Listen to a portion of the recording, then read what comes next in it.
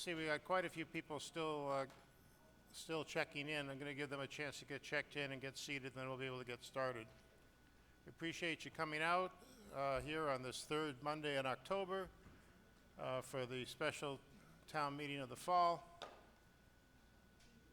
My name is Bob Bender. I'm the town moderator. With me is Pat True, the town clerk, and we are the officials of your town meeting.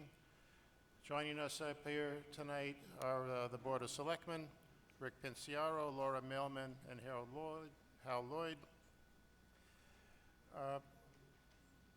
Town meeting in Merrimac runs pretty much like all town meetings do in Massachusetts. We're controlled by state law and by Robert's rules is applicable to town meetings, and the moderators of New England have put together town meeting time, which has been sort of the Bible of moderators in New England for the better part of a century now, going through the problems and questions of how town meetings work. We also have several local practices here in Merrimac. Certainly, each of you can speak on any of the motions that arise and can bring motions. In Merrimac, we don't go through the necessity of the formal language that our Congress might use in putting together motions or requests and so forth. But I do ask, as is asked in any type of a group meeting, that you wait to be recognized or identified by me before you stand and speak. We put up a couple of microphones in the aisles, the two outer aisles, not in front of the camera. They want to get a good picture of those of us up here. But please, if you can, go to the microphone. They're at the intersection of all the different aisles, and they shouldn't be more than a few steps away for anyone. And experience has shown that not everybody here is been on American's Idol, and so I got to tell you, when you're using the mics here, it's really helpful if you speak in a normal voice, but hold your mouth close to the microphone.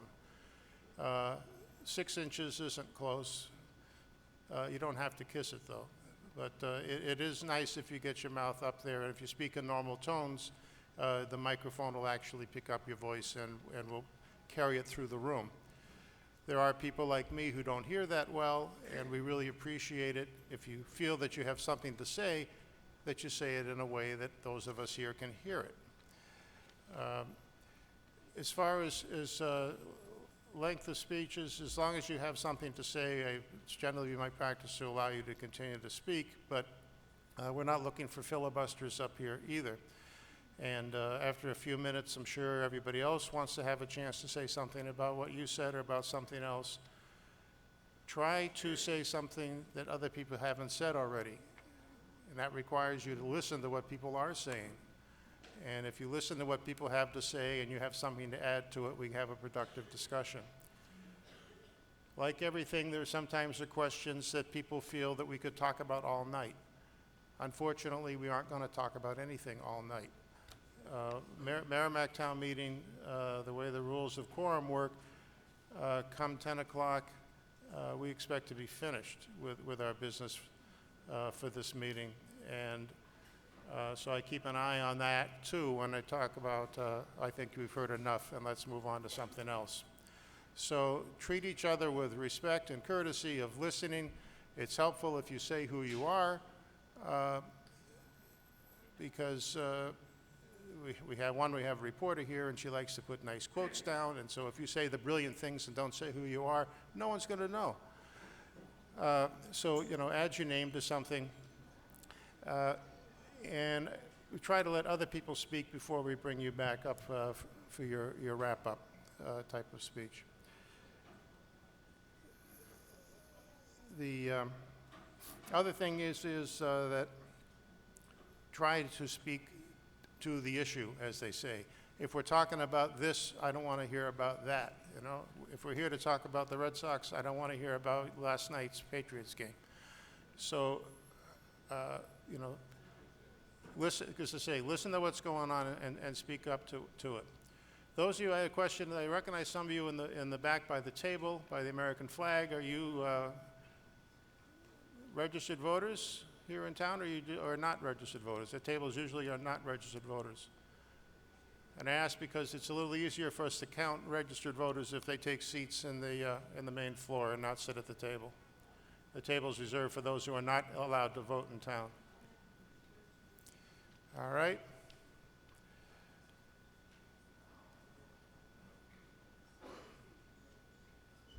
Looks like we're a couple minutes from getting everybody in here. Those of you in the back, I know some people prefer to stand, but it's a little easier to keep track of people if you try to take a seat if you can.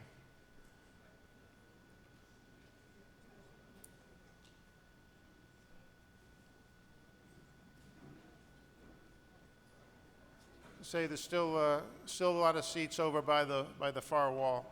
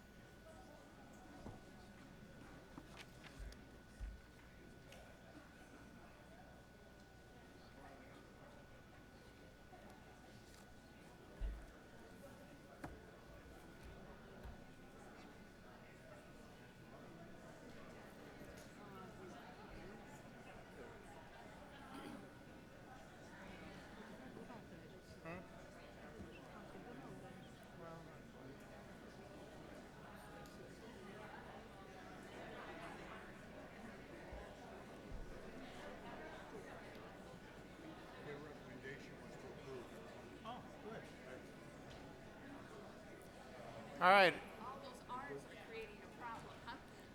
What? All those R's are creating a problem. Yeah.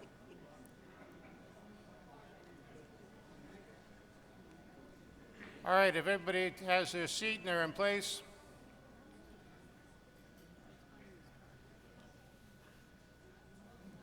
It's 7:38.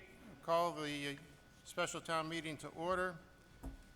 Warrant was posted October the 4th, which is more than the 14 days required for town meeting, special town meeting.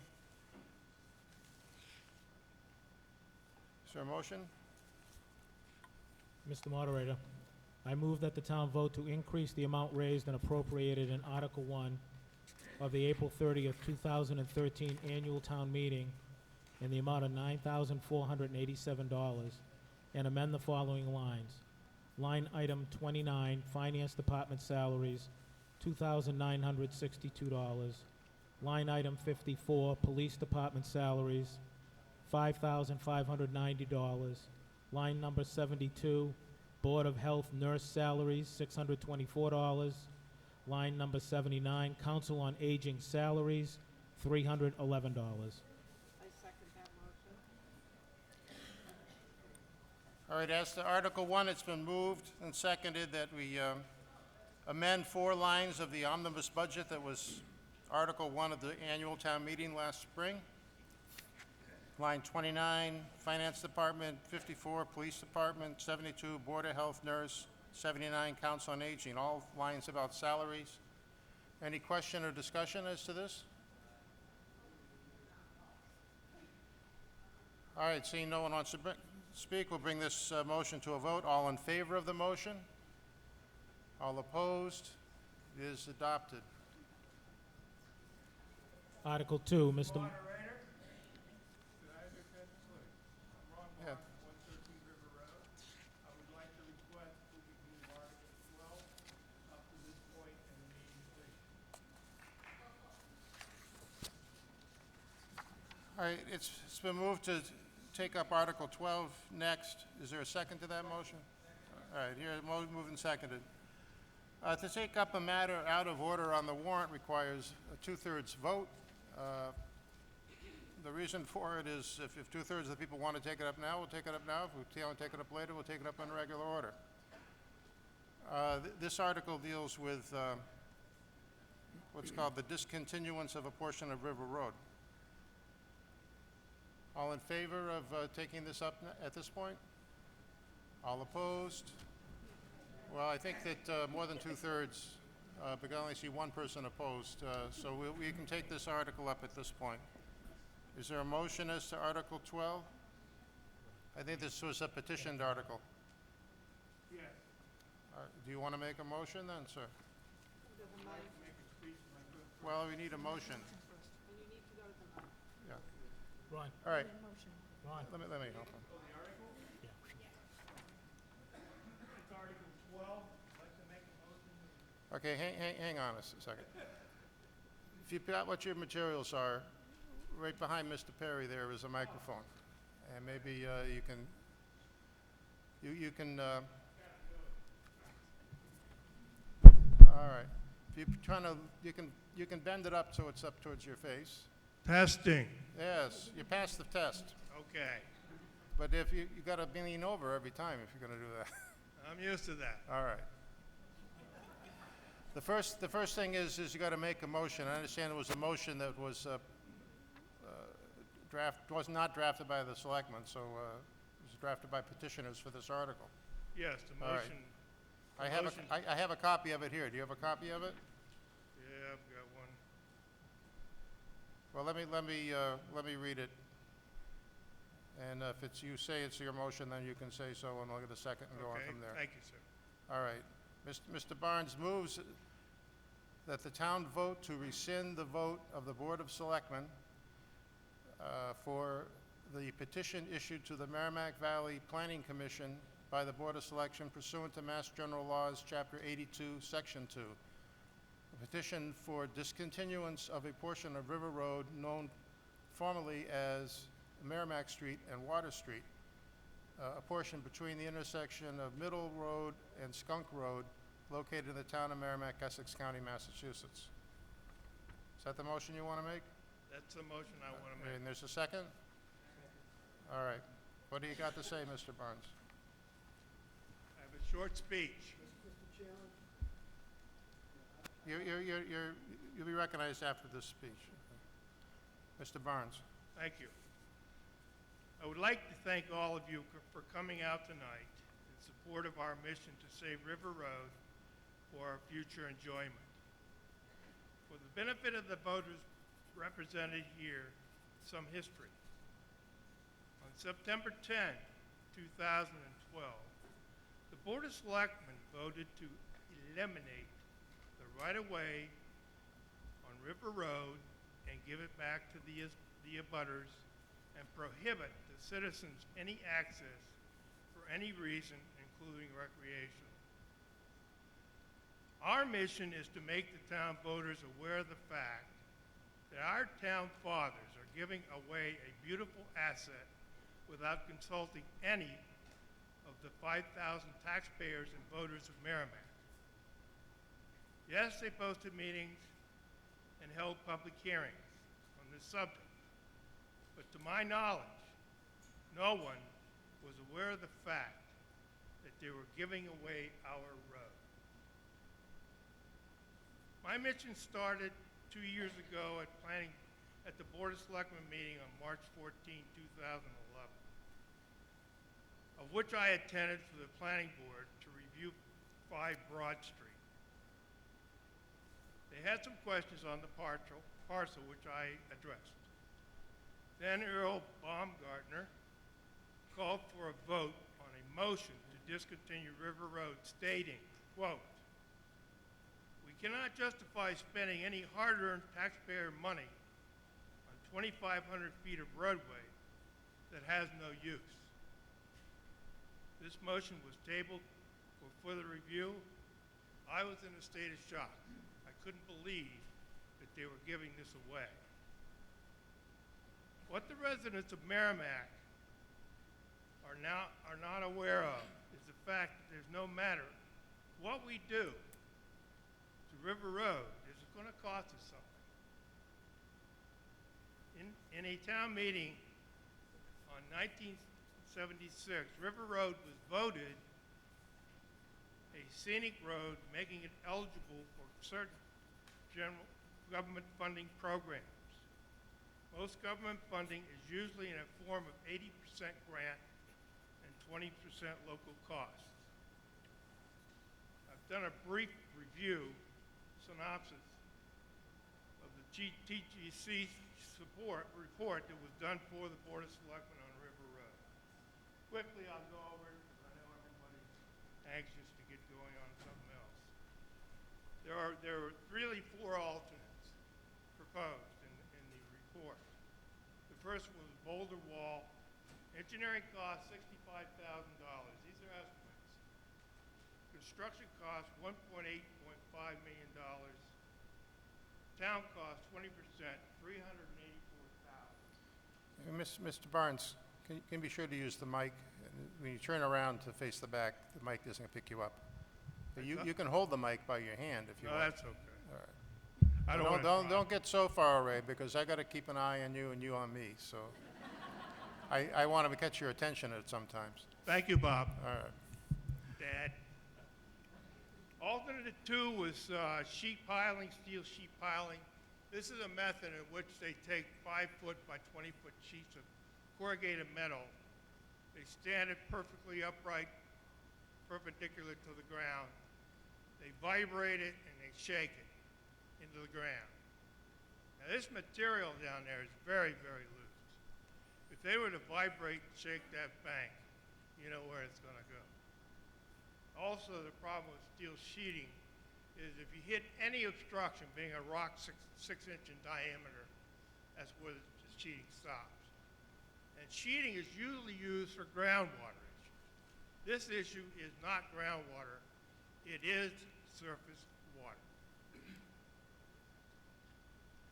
Item 3 is to use, it was a recreational path. And I'm not sure what that was all about, sir, but it seems to be somebody's idea of a good thing to do. And that cost was around $415,000, because what they were going to do was take up all the bituminous paving of the roadway and grind it up and then place it as a small path.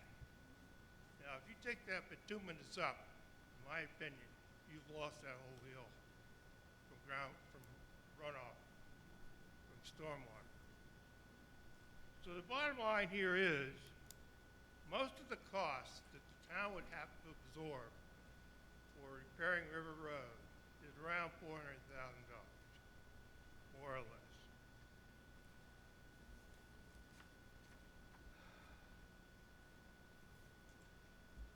What would I like to see happen is for the Board of Selectmen to form a road committee of local professionals to support the funding and reconstruction of River Road. What we need tonight is a yes vote on our petition to pass that. Are there any questions about the petition? Well, okay, Mr. Barnes, if other people want to speak, they can put their questions here to the front, and if you or someone in your group may have the chance to answer them, we can work that way. But I'd like to be doing the calling on people, Okay. if you don't mind. No All right? problem. No? So, are you finished with Not your quite. presentation? No, not quite. At this point, I am passing the floor to Tom Zabala, who has some interesting ideas for us to consider. Then the floor will go to Carol Flannery, a local real estate agent, who will discuss the real estate value of Merrimac that's going to be affected by leaving this road the way it is or discontinuing. At which point, after Carol, I'd like to call for a counted vote of the members here tonight at town meeting. Thank you. All right. Excuse me just a second. Mr. Barnes, can you come up here and sign this motion that you made? Mr. Barnes? Thank you.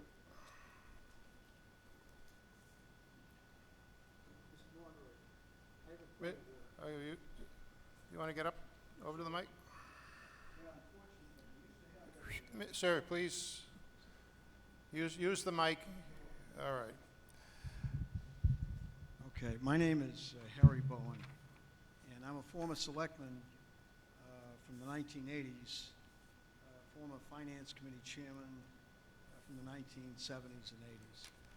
And I haven't been out... Can you be sure to you're really going to have to get up to the mic. When you move your head around, you know, you lose contact. Right. Thank you. I haven't been out to many town meetings lately, trying to preserve my health and good fortune. And Well, then we appreciate your choosing tonight. right. But I think this is a critical issue, and to begin with, the first problem relative to the issue is that there's a representation on the warrant that says this is non-binding, right? And so I would appeal to the moderator to remove the wording, this is non-binding from the warrant. All right. Well, let me. You know, before we go, beyond that point, I'm going to let you finish, but I just want to make sure people know what you're talking about. On the warrant that gets posted in town, the selectmen write or put forward, in this case, an article submitted to the selectmen. The articles or the topics that are going to be on the agenda. The warrant is just a word for agenda that they use for town meeting. Now, in the last few years, it's become the practice to attach item by item what they call a rationale. And I believe what you're talking about is a statement in the rationale. The rationale is not the warrant, and it doesn't have the authority of anything but the person that wrote it. But it's been stated... It has been stated that somebody is of the opinion Right. that this is not a binding matter. But I think it's a very important issue. I mean, if this motion is not binding, then it's a very different kind of issue than if it is binding. And I think a lot of people here are very confused on the subject because they've heard from one side that it is binding and from another side. Well, I don't, as I said, I don't know who they're hearing it from because the rationale, the selectmen don't say that they adopt the rationale or they make the rationale. It's written by some anonymous person whose name, I guess, is lost to the ages. So, But the point of the matter is, sir, first of all, binding means that it has to happen by whatever the town votes. If the town votes for the selectmen to, in this case, to petition the Merrimac Valley Planning Commission. yeah, to Discontinue. well, rescind their vote. We move that the town rescind the vote of the Board of Selectmen. So, binding here, it's not asking the selectmen to do anything. It's we're rescinding a vote of the is what town meeting is asking. Right. All right. I just want to be clear that people understand what it is. So the question of whether something is binding means that it has legal force.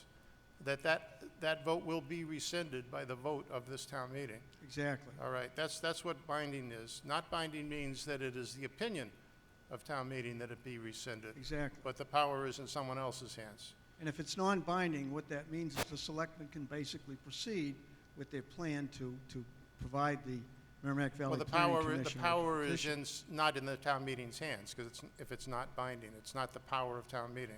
So why is it binding? Number one, the wording is contrary to the intent of the petitioners. That is the wording on the warrant. It's not part of the warrant, but it appears on the warrant that this is a non-binding petition. Well, as I said, the rationale that was written could be written by any one of the people in this room. Right. It's not part of the warrant. Right. Second, the Citizen's Guide to Town Meetings put out by the Secretary of the Commonwealth of Massachusetts, William Galvin, says, and I quote, "As an entity, the town meeting is the legislative body for towns in Massachusetts and, quote, selectmen of the town's executive offices." What that means, in essence, is a town meeting has the right to decide policy. Selectmen essentially exist to enforce policies of the town meeting and to enforce policies of the town and to administer those policies. Thus, town meetings legislate and decide and enact, while selectmen are largely responsible for enforcing or carrying out those policies. And number three, the most important point I'd make is that in a definitive primer on the subject and with the title, Discontinuing Town and County Roads, published by the Trustees of Reservations, the authors Lynn Rubenstein, and she's a land use planner, and Alexandra Dawson, updated in 2003. The authors state, the phrase discontinue a road is often used interchangeably in two different ways. The primer goes on to say, whether you want to discontinue the road or simply to cease maintenance will determine the legal route for action. The first case, and this is very important, the first case, both for ceasing maintenance and eliminating the public right of passage, requires, now this is a primer, this is a definitive work on the subject of discontinuing public roads, requires town meeting action. And that's according to Massachusetts general laws. What is that sound? Hmm? Massachusetts general laws, chapter 82, section All 21. right, hang on a second.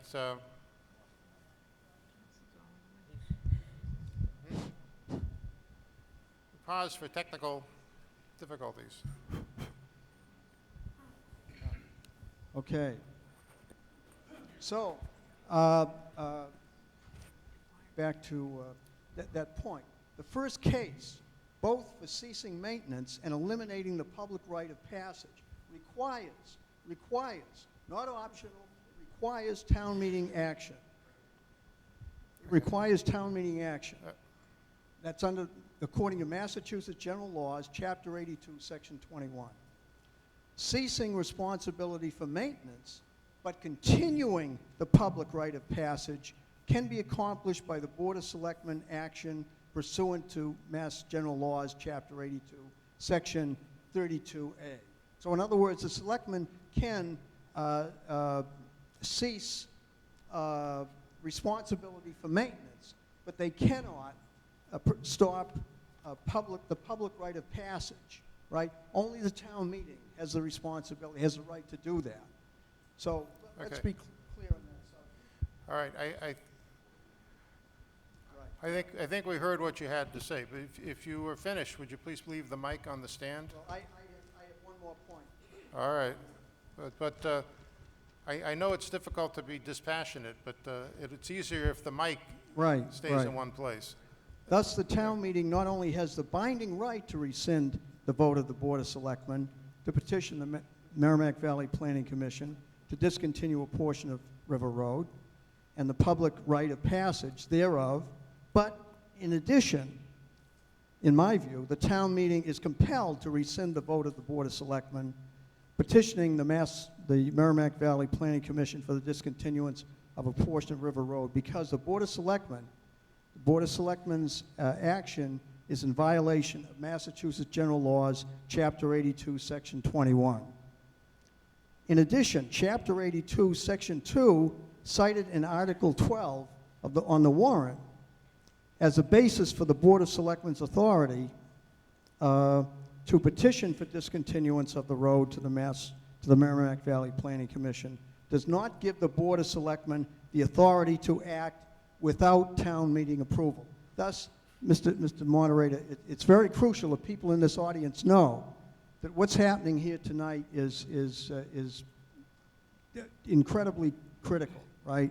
The Board of Selectmen do not have the right to do what they have done, which is to discontinue the public's right to use that road, right? And this is from a definitive primer on the subject put out by the trustees of reservations who do a lot of work in terms of representing what the law is to the public. So that's what I have to say, Mr. Chairman. Thank you.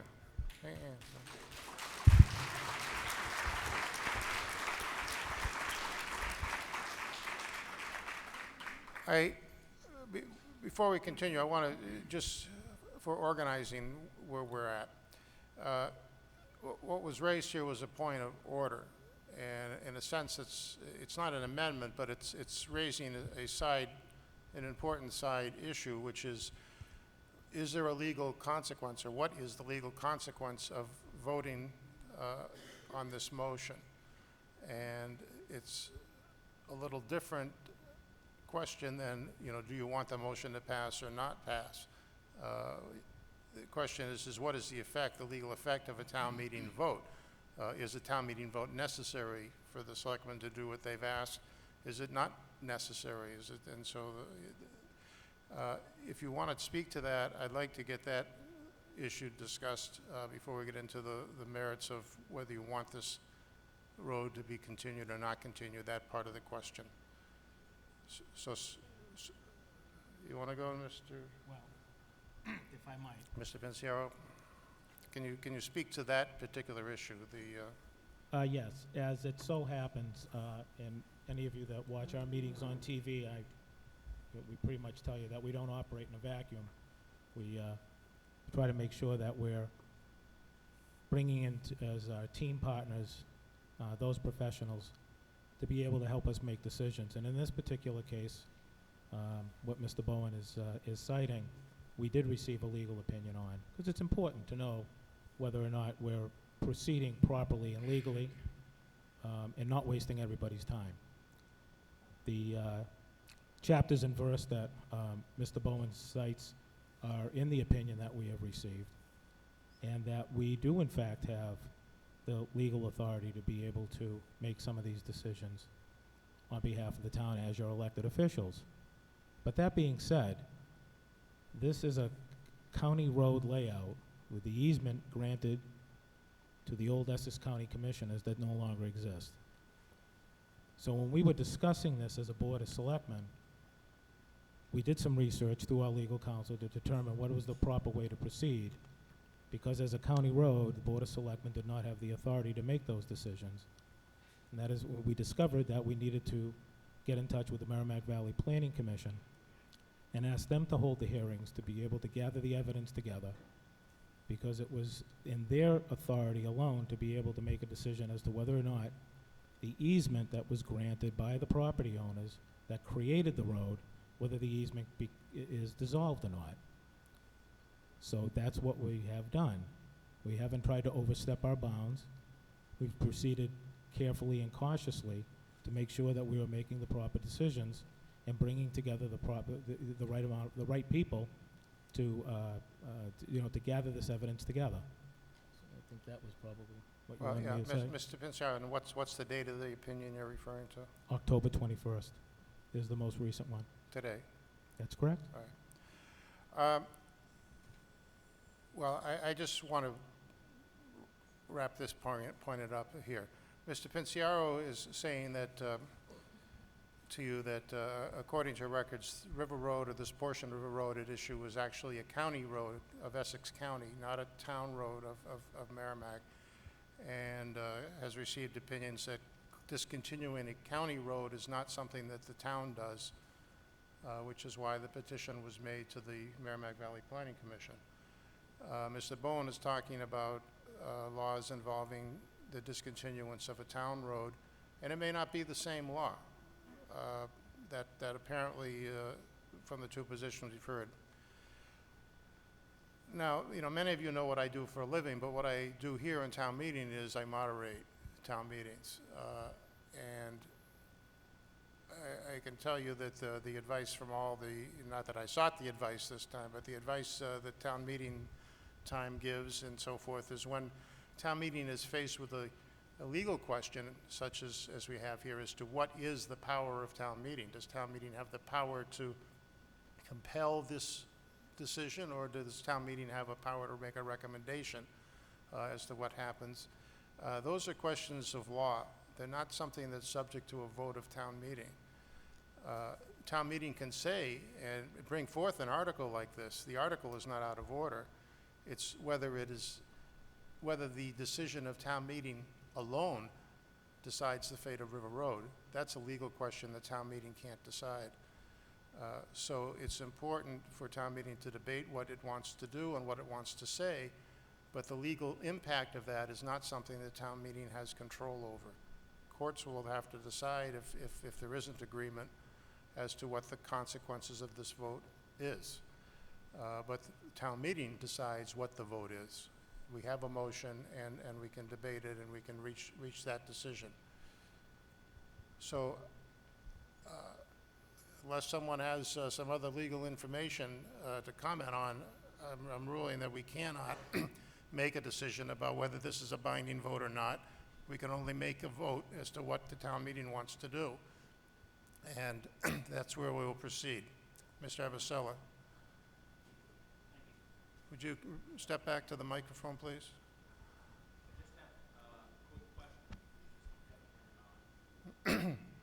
That wasn't your question, I assume. All right.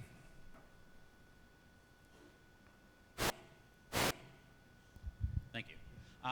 Quick question is, do we have an opinion of council as to whether or not this question is binding on the selectmen tonight? Well, what Mr. Pinciaro read to you was a question. That question has been put to Copeland and Page, who represent the town or advise the town, at least advise the Board of Selectmen.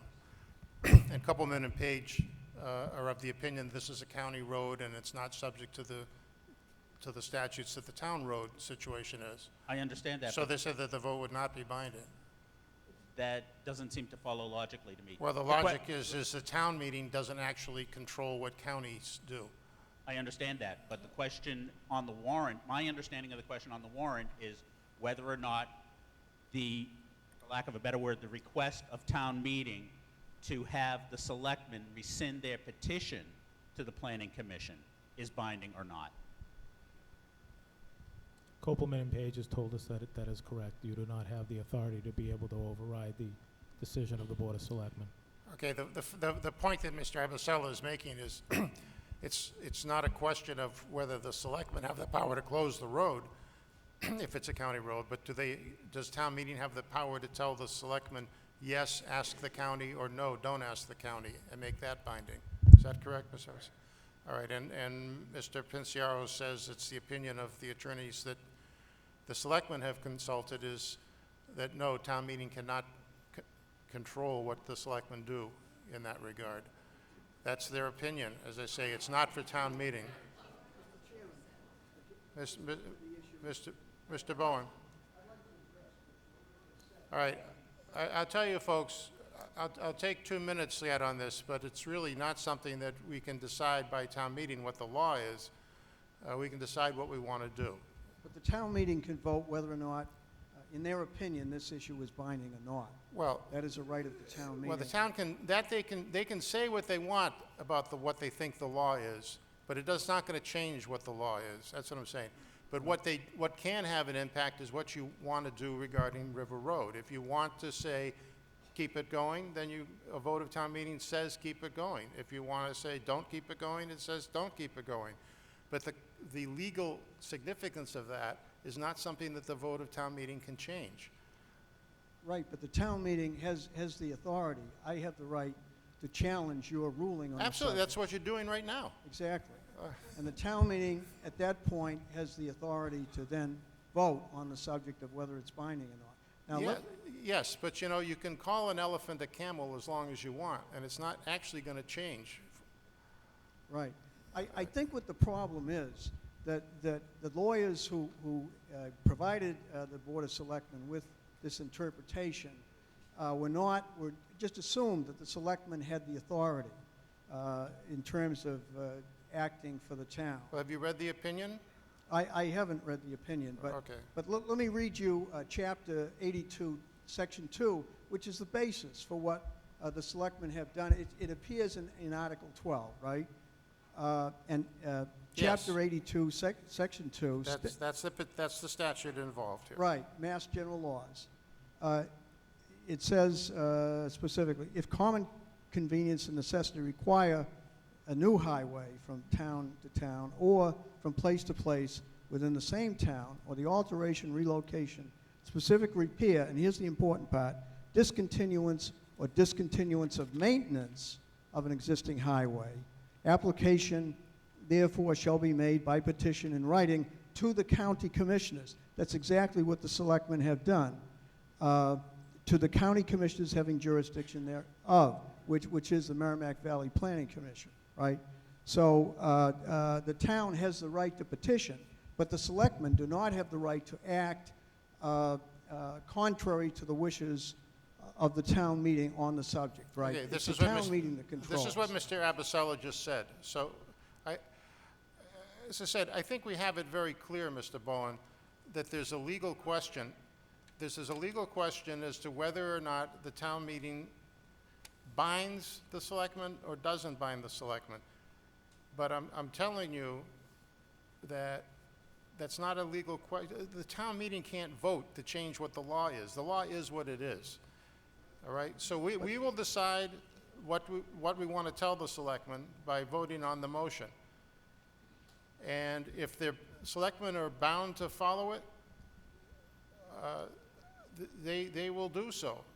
If they're not bound to follow it, they don't have to follow it. I call for a vote of the town meeting to determine whether or not this article is binding. Well, sir, I rule that out of order. As I've explained for the last 10 minutes, we can't make that decision. This is not the legislature of Massachusetts who makes the laws. No. It's out of order. Mr. Bowen, that issue it's been raised and explained, and I appreciate that you brought it to the attention of town meeting so that people understand where we're at. But we can't change what the law says. We can only vote the article one way or the other way, and we're going to go to that debate and discussion now.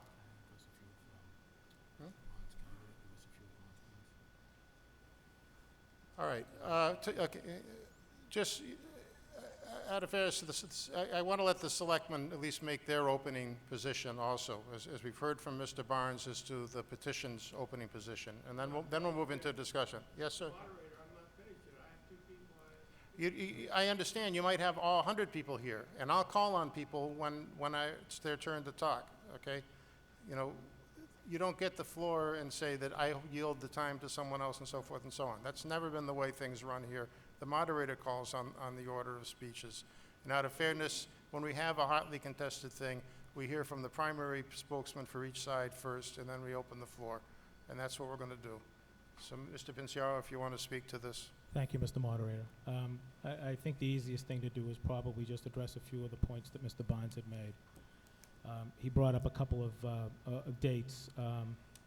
March 14th, 2011, giving away the road. September 10th, 2012, voted to eliminate the right-of-way. Neither is correct. As I mentioned earlier, in reaching out to our attorneys, both our in-house counsel and that at Copeland and Page, we knew that the proper procedure was to make a petition to the Merrimack Valley Planning Commission to hold the hearings. So we didn't decide to do anything, and I think this kind of goes to Mr. Bowen's point. We weren't overstepping our bounds. We were making sure that we were making the right decisions as to how to proceed. So that's the first point. Giving away the road, giving away the land. Again, I brought this up just a moment ago. The land that the road sits on has always been privately owned. The road exists by an easement that was granted by the then property owners to the Essex County government to create the roadway. So the town doesn't own the land, the town actually doesn't own the easement. Again, the reason why your Board of Selectmen did not just unilaterally make a decision in order to try to make the easement go away, and why we proceeded through Merrimack Valley Planning Commission, trying to do the right thing. Mr. Barnes brings up government funding on an 80-20 split. Yeah, there was some federal money that was available back in 2009, 2010 that we had our hands on. But then that second storm came along that created additional damage adjacent to the sections that were originally damaged in 2006. As a result, the engineering had to be redesigned because the original design was not sufficient enough to be able to repair the additional damage.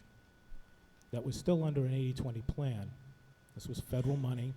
There was a meeting at the with the Department of Transportation and their offices out in Wilmington. There must have been about 18 of us in that meeting, and I personally happened to be sitting right across the table from a representative from Washington that held the purse strings to this funding.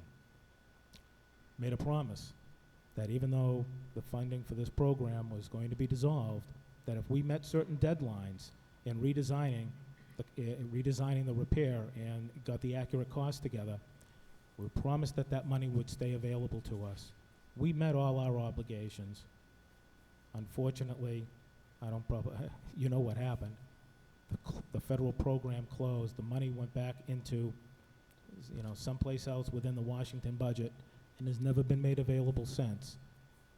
So for Mr. Barnes to tell you that the town's obligation is only $400,000 is not accurate.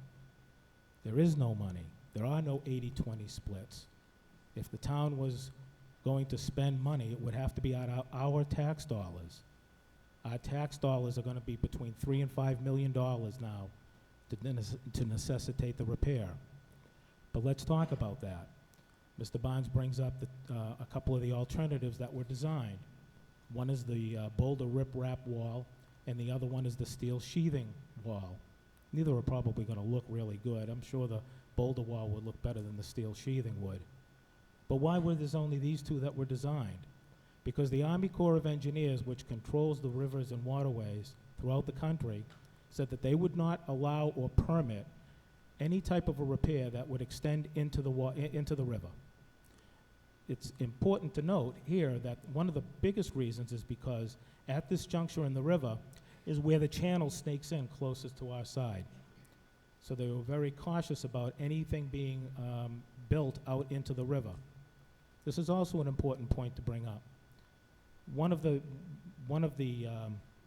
reasons why these two repairs are considered to be non-permanent is because this damage has happened because of how storm surges are affecting the river and the flow of the water. The engineers had suggested, as part of this team effort, putting together these repair solutions, that some sort of a jetty, if you will, should be built out into the river in order to redirect storm surges. Well, the Army Corps of Engineers will not permit anything like that. So that's one thing that's working against us as far as these two designs being considered permanent.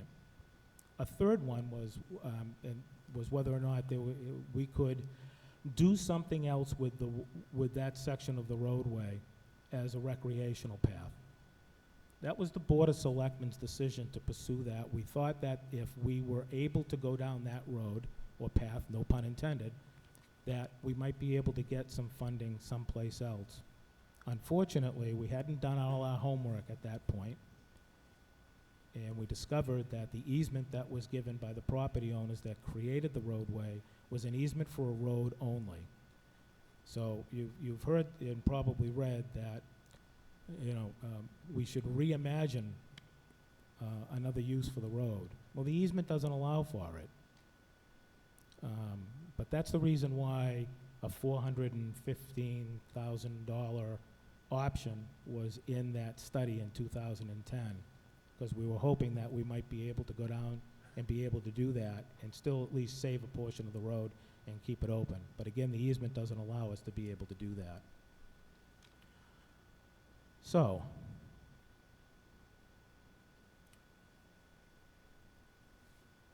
I guess, I guess there's one other point to make. I mentioned just a moment ago about the fact that the two engineered solutions to repair the damage are not considered to be permanent. One reason being not being able to control the storm surges for future storms. Another is the hillside on the opposite side of the river. If you've been down that way, you've probably noticed that there's a lot of deterioration in 3 or 4 areas on the hillside. Well, that's private property that the easement doesn't extend to. So there is no way for us to be able to spend any money in being able to try to stem the tide of the deterioration and the collapse of the hillside. That's going to continue to drop debris down into and onto the roadway, which has been a major concern. The engineers of the Mass Department of Transportation that have been working alongside us on this project for the last 7 years. And one reason why, in a phone call that I received from Senator O'Connor Ives' office 2 weeks ago, and again this afternoon, that in her conversations with the Mass Department of Transportation, that they are not in support of any application that would come from Merrimac if funds were ever made available, due to the fact that they feel that, A, it's too expensive for a small section of road isolated on the outskirts of our town, but more importantly, the repairs that need to be done are not the complete repairs that need to be done for the things that I've just mentioned. And they feel that money would just have to be spent again and again and again, and they're just not willing to do that. Now, we have an obligation to tell you what you need to know, not what you want to hear. And this isn't this isn't an easy decision for any of us to have made, past and present boards of selectmen. But I hope you understand that we've exercised our due diligence in trying to pull together the proper amount of people to be part of our team to gather the information from, so that we can bring this to you in an open and honest effort to let you know that we've done everything that we can. And we don't like the decisions either. But as far as the current status of the road is concerned, we have brought in our insurance partners to take a look at what the situation is down there. They brought in the head of their risk department team, and also consulted with the head of the claims department. And they are the ones that have told us that due to the unsafe conditions that exist down there, that we need to fence off both ends of the roadway and limit access to that area, because they, as our insurance partners, are unwilling to take on the risk for anybody to be able to be, that could possibly be injured down there. Now, there's been some complaint about that because, well, if nothing has happened before, why should, it hasn't happened up to now, what's the worry? Well, you're either proactive or reactive in life and business, and the insurance company wants to be proactive because nobody wants to be reactive when we could have done something to be able to protect the general public, but somebody becomes injured or, God forbid, kills. And if you've seen the photographs that have been on Channel 18, it's not just a few feet fall down to the embankment. It's quite a number of feet down a very dangerous, steep embankment, and somebody could become very badly injured. And this is what the insurance company is concerned about. This is why they have told us to fence off both sections. And we have done that in the best interest of the community. Thank you. All right, sir in the brown. Thank you. My name is Tom Zappler. I live at 105 River Road. Just to kind of follow up on what Harry said, what you gentlemen have said, I just had a couple of questions regarding the fencing off of the road. My feeling is that we all have to put our heads together, come up with a viable plan that works. Right now, it doesn't seem to be that way. So, just to throw out a few ideas, I mean, several of us have spoken, and I guess I just want to know, personally, as a citizen, we've sent a couple of emails to the Board of Selectmen asking them, look, this has been like this for 6 years. Can you just hold off on putting up fences at both ends for another 3 weeks? That's all we asked, so that we could come up with a viable plan to put together to see if we could solve the problem.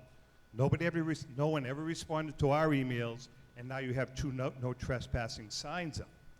My question is, I know it's a liability issue, and I agree with you, but have we looked into things like, for instance, making it a one-way road, making it one way, and putting up fencing that's not going to fall down, that's not on the ground, putting up good, solid fencing at both of those areas that are in question, and maybe even considering putting up a watch group or a neighborhood group or a town group to maybe even come up with private funding to put that fencing up. The only thing I have an issue with is that no one ever gave anybody a chance to even discuss this. And I honestly, in my heart, feel like, I know that you guys did your due diligence, but all of a sudden, you have 2 no trespassing signs up. You've got hundreds of people, and I'm one of them, that enjoy walking there, I'm not gonna lie, but I wanna see the road open and fixed one way or the other. Should it be a one-way? Should it be one way? I mean, there's more than enough room from people that I've spoken to for cars to go one way. I know it's a liability issue, but in the interim, why couldn't we solve the problem? Or at least put a Band-Aid on the problem? It's been like this for 6 years, and all of a sudden, one of the most beautiful assets to this town, and it is a beautiful asset, is gonna go down the chute. That's the only thing I'm questioning. I guess the thing I'm a little irritated about is that nobody even had the decency to answer my email and several other people's emails asking, guys, just hold off for another week or 2, just so we can talk about it. Instead, 2 no trespassing signs went up there, and it is what it is. Wait, so about when?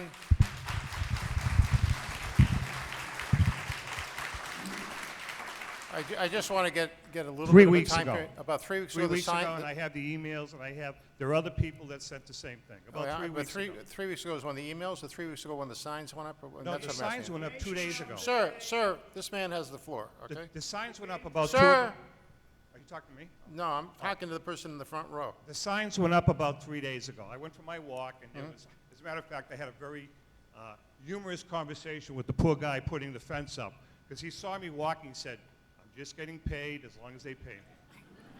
All right. So I sent an email about 3 weeks ago. Several other people in this room sent emails to the Board of Selectmen saying, guys, just, it's been like this for 6 years. Let's just hold off a couple of more weeks and let's discuss it. Instead, there's 2 no trespassing signs there. Now if I walk, I get arrested. Okay, Mr. Pizzaro, can you address what's happened in the last month? Absolutely. First off, it's nice to meet you, Mr. Zappala. You too, and I'm sorry for disturbing you at 10:30 in the morning. And I wanted to make sure that we, let's be honest about that. You and I had a conversation when Absolutely. you called my house very early on a Sunday morning. It was at 10:30. And as much as I wanted to hang up, we did have And I appreciate it. a nice conversation. And I told you at that time that those fences were going up on the insistence of the insurance company. And you said, well, why can't we wait? And I told you that we can't, because the insurance company has said no. So we talked about some of the other options that you had discussed. For instance, maybe some better fencing along the depressed sections. Correct. Okay? And I answered your question, and I told you that was discussed with the risk manager when they were out there, and then in a conference call with the claims people, and that was not acceptable. But Mr. Pizzaro, my question is, and you know something? You're right. Except 6 years have gone by, and then all of a sudden, why wasn't this brought to our attention a year ago, a year and a half ago, 2 years ago? We haven't been hiding on this, Mr. Zappala. This is something that's been part of the agenda on the Board of Selectmen for the 5 years that I've been sitting here. It's not that we've been sitting in a back room discussing these things. And to say that we haven't done anything is really not honest. At first we put the Jersey barriers up in order to, to just be able to keep, vehicular traffic out of there. But then, the conditions worsened. So we put some fencing up along the areas that had been depressed.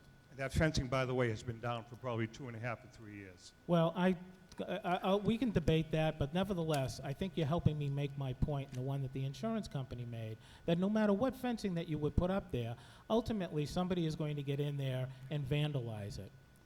So what they're concerned about, and my being an insurance man for the last 33 years, I understand that, they don't want to have, that's not an acceptable level of risk. Okay, but Mr. Pizzaro, with all due respect, I had a fence professional come in here, someone who does it for a living, a commercial fence person, and when he saw that fence, you know what he did? He laughed. Well, He laughed. I can say things just like that as well. I'm going to discount that because, that's not something up until this exact moment that you happen to mention. So let's kind of move on. I'd like to address one of your other points about being able to have some one-way traffic through there. That is something that we did have a lot of discussion with the Department of Transportation about. And they said no, because it's not a stable roadway. In a good section of that area, it's down to really less than one lane. And it's starting to, and it had been washing out underneath. It's unstable and it's unsafe, but it's not like we didn't think about it. Okay, so let me ask you this question. Would you be opposed, and I'm going to ask the question in front of the town, so would you be opposed to a group of us getting together and seeing if we can maybe help you folks come up with a solution that is acceptable to everyone? What solution is it that you're looking for? Because know something? the fencing is not going to come down. If I could answer the question right this second, I would be up there probably. I can't, but I'm saying there are some very intelligent people here. I think that with some of the professional people, maybe in this room or maybe in the town, that do types of stuff like this for a living, I'm sure we can come up with maybe a viable plan that we can present. At least it doesn't give the appearance that this was all done in a vacuum. And that's the way a lot of us on River Road feel, to be honest with you. Well, but, Okay. but to be honest with you, too, I mean, and we talked about this, I think, that Sunday morning at some length, is that, you know, your motivation for a lot of you that live down there is because you've been able to enjoy that stretch of road as a nice private park or pathway. And, you know, we have to think a little bit more outside the box and a little bit more globally when it comes to the realities of what exists there now and what condition it continues to be in. Your motivation, and I respect it, seems to be surrounded by, you know, what else can we do that would still allow us to be able to have unfettered access to that property? And again, I mean, you're an intelligent man. You know, your insurance company tells you to do something because the risk is unacceptable. You do it. Otherwise, you run the risk of losing your insurance coverage, higher premiums, exclusionary language that won't cover a claim. None of that is being fiduciarily responsible to the citizens and the taxpayers of the town. I totally Okay, agree. I gentlemen, totally 100% gentlemen. agree Thank with you. Yeah, all right.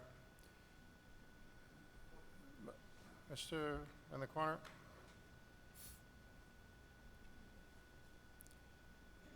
Good evening. My name is Lester Sinton. I live at 8 River Road on the other end. Thank God that bridge is open. I would just like to, I was kind of struck by something Mr. Pinciaro said about being reactive as to proactive. And I assume the Board of Selectmen is the author of the, The blue thing? sure, there's no money today, but who knows what's going to happen in a couple of years, another year.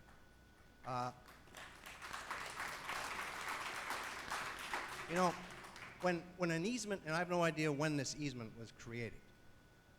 Do you have any idea when that easement was actually created? 74. Which century? Yeah, I'm not sure. I'm asking the question. Does anybody? Well, at any rate, when an easement is, and if I'm being redundant, stick with me for a minute. When an easement is created, both parties give up something. It's what they call consideration, and it doesn't mean money. One party says, I'm giving up this piece of property to let you have a road, or I'm giving up this right-of-way for something else. So it would be interesting to see what the original easement wording said on that piece of property. So today we find ourselves with this issue.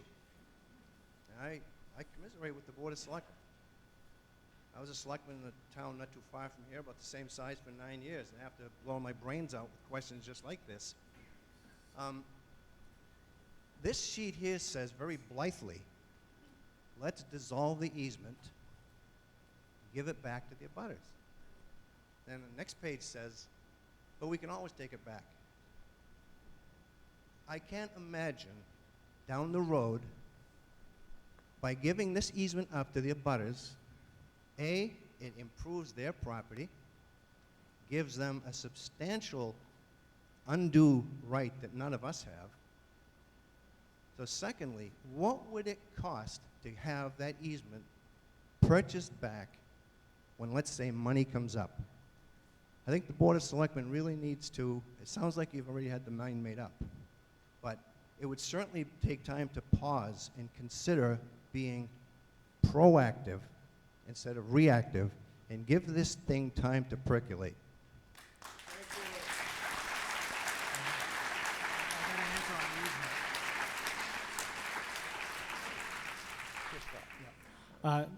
Les, if you read on a little bit, and hi, by the way, I haven't seen you for a while.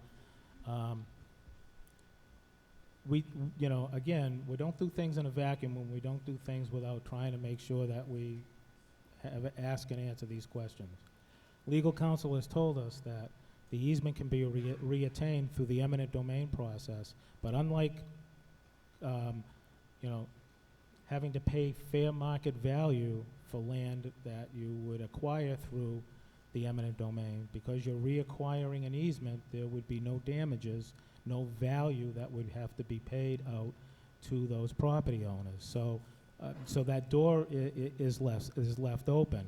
But let's get back to something you said just before that about money becoming available. I mentioned earlier about the conversations that Senator O'Connor Ives has had with the heads at the Department of Transportation that are in charge of these types of programs. They have vehemently, I mean, they've been very, very, you know, stern on this point, that they are not going to be in support of an application for any grant money that ever comes available, but from the town of Merrimac to repair that section of road. I don't like hearing that either, but I mean, it is the reality. I mean, these are the people that hold the purse strings. They make the decisions when these, you know, I mean, you know, you said, like you said, you're a selectman. Well, folks. That word ever. Money is not available today, but it may well come again.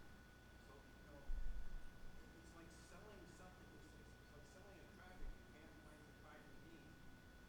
All right. 3 years down the road to find it. All right, sir.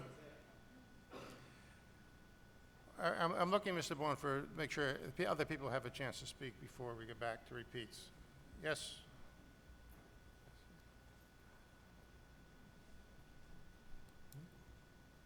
Hi, everyone. Rob O'Keefe. I have 2 questions about cost. One is, what is the cost of keeping it in stasis, right? No action. What's the risk that's associated with that? And second, what is the cost in actually giving the road back, the rescinding the rights to the road? I couldn't quite hear either. You said keeping in Yeah, stasis? I'm looking for information on cost. So the first is, if we do nothing, if we leave things as it is right now, what kind of cost is associated with that, and what kind of risk is associated with that? And then secondarily, in moving forward with rescinding the road, what is the cost associated with that action? Before but you're asking by how it is right now, you mean closed? Yep. All right. I'll take the second question first. There's virtually no cost to the elimination of the easement. You're probably referring to Mr. Bowen's letter to the editor in the Daily News I guess that might have been last week, which is an out-and-out fabrication as to the amount of money that's that he has quoted, $500,000, I think it was, Harry. You want to stick to the question? Yeah, well, I think I am, actually. I think I am answering the question, to be honest with you. What? I am sticking to the question. I'm answering the question about the cost of the easement being eliminated. Okay. Is there Other a cost? Other than having spent approximately $4,000 in legal fees to be able to have some of these questions answered for us, there are no other costs. Now, let me explain what that is. There are, the pavement is not being pulled up. It's being left in place. So there's no cost there. The cement post guardrails with the metal bands, those will be removed. But the recycle value of the metal is going to offset the labor costs by our DPW department. There is no tax abatements to the property owners whatsoever. The fencing that has gone up has cost us approximately a little over $4,000 for that. But that was done as a result of the order by the insurance company. If the abutters want to have different fencing put up, it is at their cost, not ours. And once the easement is dissolved, there will be no future maintenance to that section of roadway. So as you can see, it's not going to cost $500,000 in taxpayers' funds to eliminate the easement. It's only cost us about $4,000, not including the fence. Now, your other question was about the cost if it remains the way that it is now. Well, we've spent a little over $4,000 for the fencing, as ordered by the insurance company. Other than that, we're going to have to keep an eye on,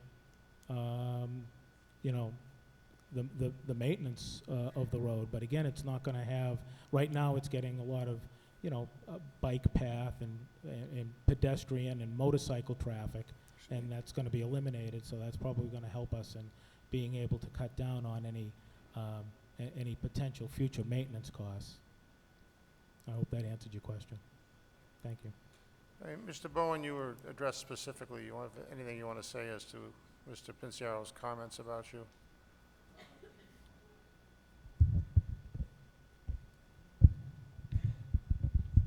Yeah, my estimate of the cost to discontinue the road were based on a letter from the abutters to the Board of Selectmen in which the abutters requested those things be done, such as removing the asphalt, removing the guardrails, putting in walls, putting up a big fence, and providing the abutters with a tax abatement, right? So that's what that was based on. Subsequently, Mr. Pinchero said that additional meetings had been held with the abutters and that they were not now, or along the way, requesting those items. So that's the source of the difference. Some things Mr. Pinchero has said, though, I would take exception to. He mentioned the problem of the insurance company and the liability involved in maintaining the fencing. That fencing is atrocious. I have walked that road for 10 years, almost every day. In fact, I'm the individual who reported the collapse in 2010 to Bob Sinibaldi, right? I know that road like the back of my hand. I walk it, as I said, continuously. And I can tell you that there are two sections that are problematic in terms of the collapses and erosion. One is the western section, which is very stable. That has not moved. Nothing has changed there other than the pavement maybe being a little cracked since 2010. No one has touched the fencing in that area, even though the fencing is terrible. On the eastern area, and both sections are about 150 feet long. There's only two really seriously eroded sections on the eastern part, and those are about 15 feet wide each at either end of that eastern section. Those two areas are problematic for sure, but the fencing that was put up a couple of years ago, as I said, number one, it only goes into the pavement by a couple of inches, right? So kids very easily pull the posts out. Second, a lot of that fencing looks like it's used. I mean, it just looks terrible, and it looks very, very, what should I say, unsubstantial. Number three, those posts are only 4 inches high, with 1.5 inches in diameter. Some of the posts don't even have 1.5 inches. They're just stakes in the ground, 2 to 4 inches, right? Compare that with the fence that is being erected there on either end now of that section of road, right? That fence is 3 inches in diameter. It's 6 inches high. It goes into the ground by at least 2 feet. I've measured it, in fact, by at least 2 feet. And that fence is designed to keep out pedestrians and bicycles from using that road. The other fence, which should have had that kind of substantial fencing, the eroded area in the eastern section, should have had that kind of fencing erected. If that fencing was there, right, your insurance company would be positive toward insuring and not having a problem with liability. In fact, Dan Healy has recommended, one of the members of our group has recommended that the approach of the Board of Selectmen ought to be to reconstruct the fencing in that area that has the greatest problem to it, that eastern section, right? And if you put in substantial fencing there, that would solve your problem, and you'd still have access by the public and bicycles along that road, right?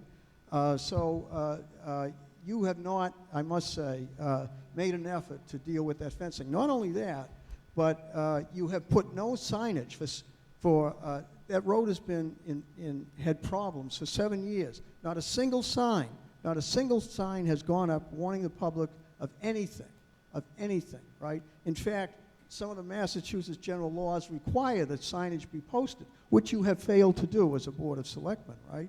To warn the residents that there is a problem in that area. Regarding the cost, the TEC study that you, in fact, the Board of Selectmen commissioned, said was a very extensive study, as Ron Barnes pointed out. The cost for the work reconstructing that embankment and the road was $1.86 million. Now, there is no question whatsoever but that I think the town would never agree to pay for more than 20% of that cost, right? The engineering costs will be something like 40 to 60,000. I don't. No, it won't. That is from the TEC study, Mr. Pinchero, the study that you and your board in fact commissioned, right? So that is the real cost. In terms of what Dan Healy requested in a letter to your board a few weeks ago, right? Dan recommended that a committee of concerned citizens be appointed by the Board of Selectmen to look into future funding for that road. Look, the Board of Selectmen is limited in terms of its time, its effort. You put in a lot of time on this in the past, I know, but there are limits to what you can do. Some of the people in our group have experience in grant writing. One is an engineer, one is an architect, one is a grant writer. We have several businessmen who have sought grants from public and private sources and have successfully obtained those grants, right, over many years, right? Our group has very considerable expertise, I think, that we could provide to make it possible for the town to gain the funding sometime in the future. Not now, obviously, we got sequestration on top of us, and so for the next year or so, we're going to have a real problem, but there is money out there, I think, clearly, in the future. And we should not limit our access to that money by discontinuing the road and abandoning, basically, the effort that many of us feel should be made to secure the funding in the future. Thank you, Mr. Vaughn.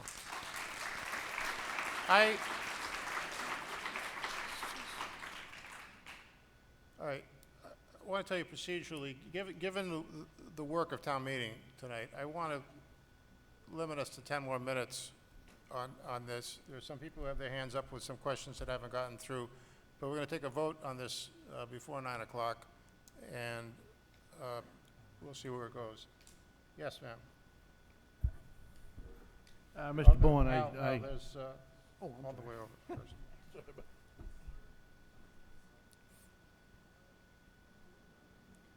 If you can walk out here to the mics that we know work. Is it working now? Yep. Yes, All right. yes, yes. I have 3 points to make. One, I'm speaking personally as a resident and taxpayer of Newbury, Merrimac, and also as a finance committee member, but my opinions are my own. First of all, do you people have any concept of the liability risk the town having jurisdiction over that road has? It doesn't belong to us. It never has belonged to us. And yet, the liability risk falls on us.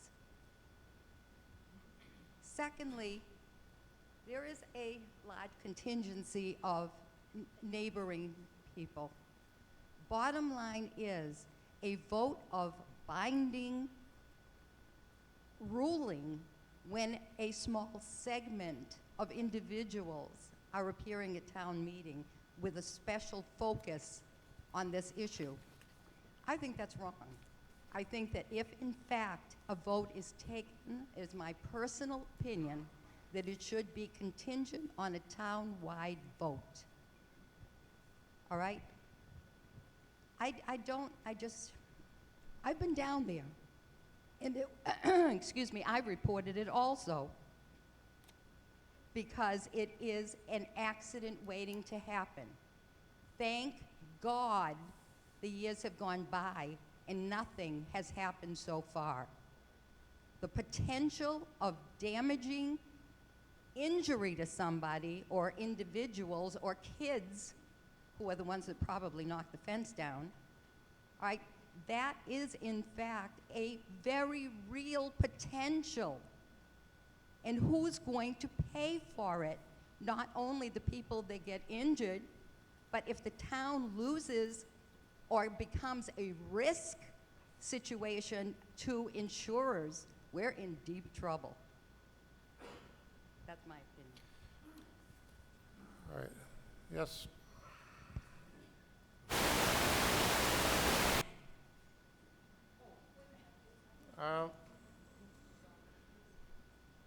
Fact, everybody wants to form a group.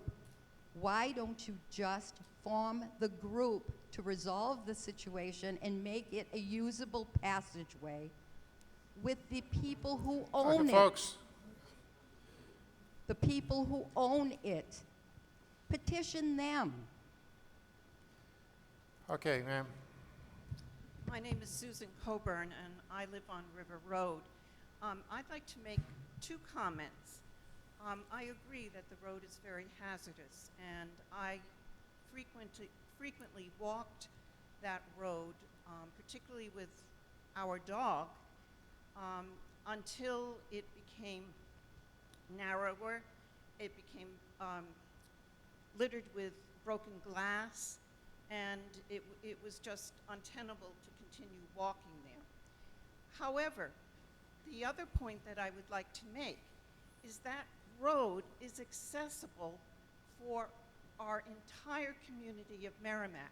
There are many people from other parts of town that walk River Road and have walked and would enjoy continuing to walk along that path if it was made passable and safe.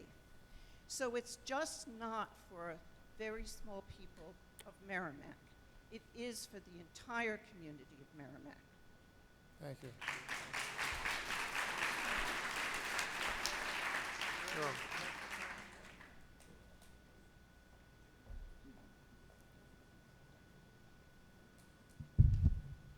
Hi, my name's Earl Baumgartner. I'm 18 Merrimac Street.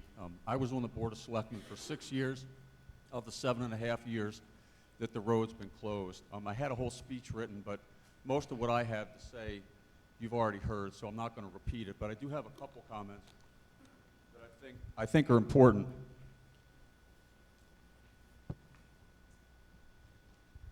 First off, it was mentioned that there's 2,500 feet of road that needs to be repaired.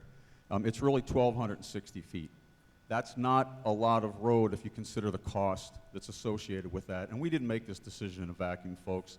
It's been said that we need more time. We'd like to see if we can research. We want to get more, see if there's grant money available. There's no money available. There is no money available to fix this road. We tried for 3 years to find money. How much longer do we wait? 2 years, 3 years, 4 years, 5 years, while the road continues to deteriorate and the liability continues. Mr. Pinciaro mentioned the meeting that was held at the Mass DOT. I attended that meeting.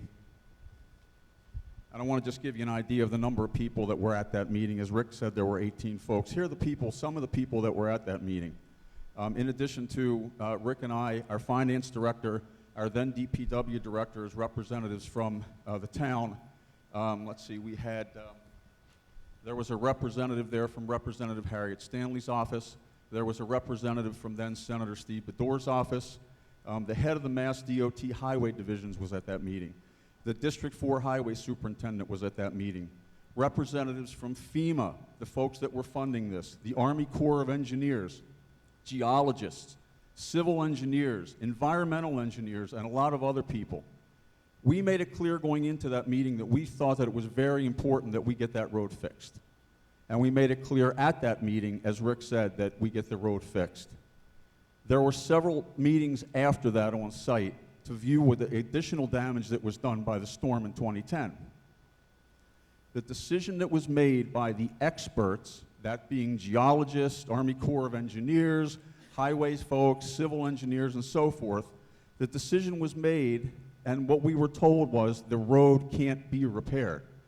You have the action of the river on one side, and you have the action of the wash coming down that hill on the other side.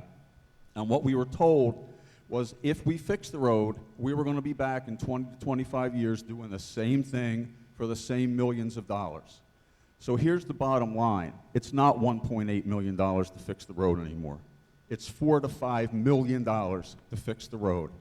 There is no funding for that money. And that's going to come out of all of your pockets, because I can assure you that the proponents of this motion are going to be back here in the spring asking for a debt exclusion or an override to pay for that. What does that mean to you? It means $1,800 to $3,000 out of your tax money, and that's for an average price house. It's too expensive. It makes no sense. There is no funding. The selectmen have done their job. And I would urge you to vote against this motion, support the selectmen, and move forward, leave the road closed. Thank you.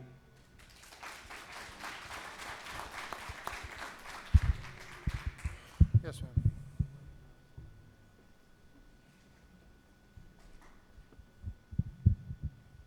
My name is Andrea Mann. I live at 13 Skunk Road. I live directly above the impacted area. And my concern, I would love for the road to be open as we've enjoyed it over the years. My concern right now is that the liability is passing to me. And that might sound selfish, but I don't have $3 to $5 million to fix the road either. So I would really like the help of people who are offering to try and find the funding. Maybe it isn't out there, but I think we're just asking for the opportunity to find that out ourselves. Hal? Mr. Bowen, I empathize with everyone. I mean, I've probably been down that road as many times and enjoyed it as many times as anyone here.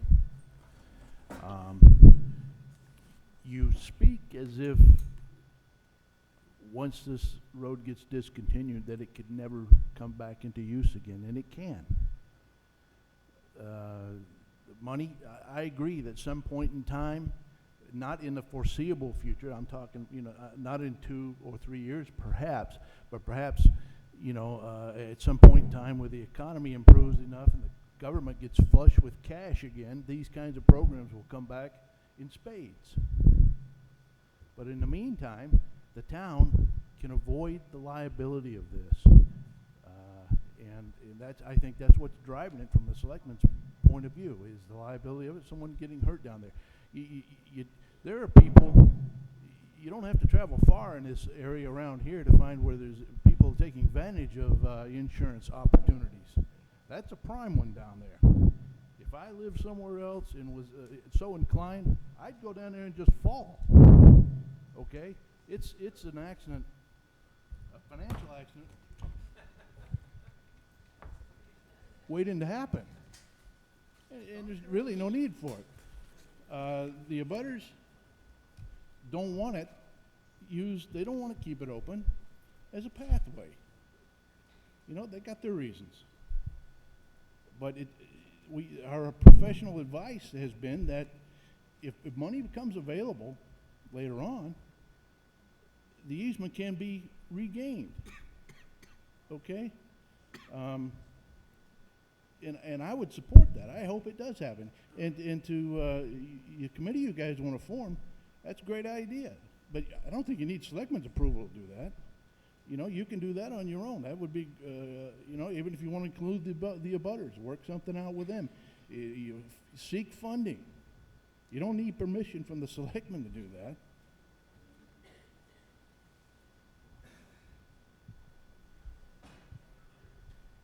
Mr. Moderator? Hi, Laura Mailman. I understand all of the emotions that everyone has expressed. It's a beautiful section of road, but as everybody has said, there is a high cost to maintaining that at this point. And I've thought about it a great deal, and the reality is that given the geological foundation there, you're essentially, in order to create a road there and maintain it for any length of time, you would probably need to build a bridge, because anything else will wash away. So consider all the bridges we've had to repair recently. They're, you know, tens of thousands of dollars, you know, hundreds of thousands of dollars to fix, and we simply don't have it.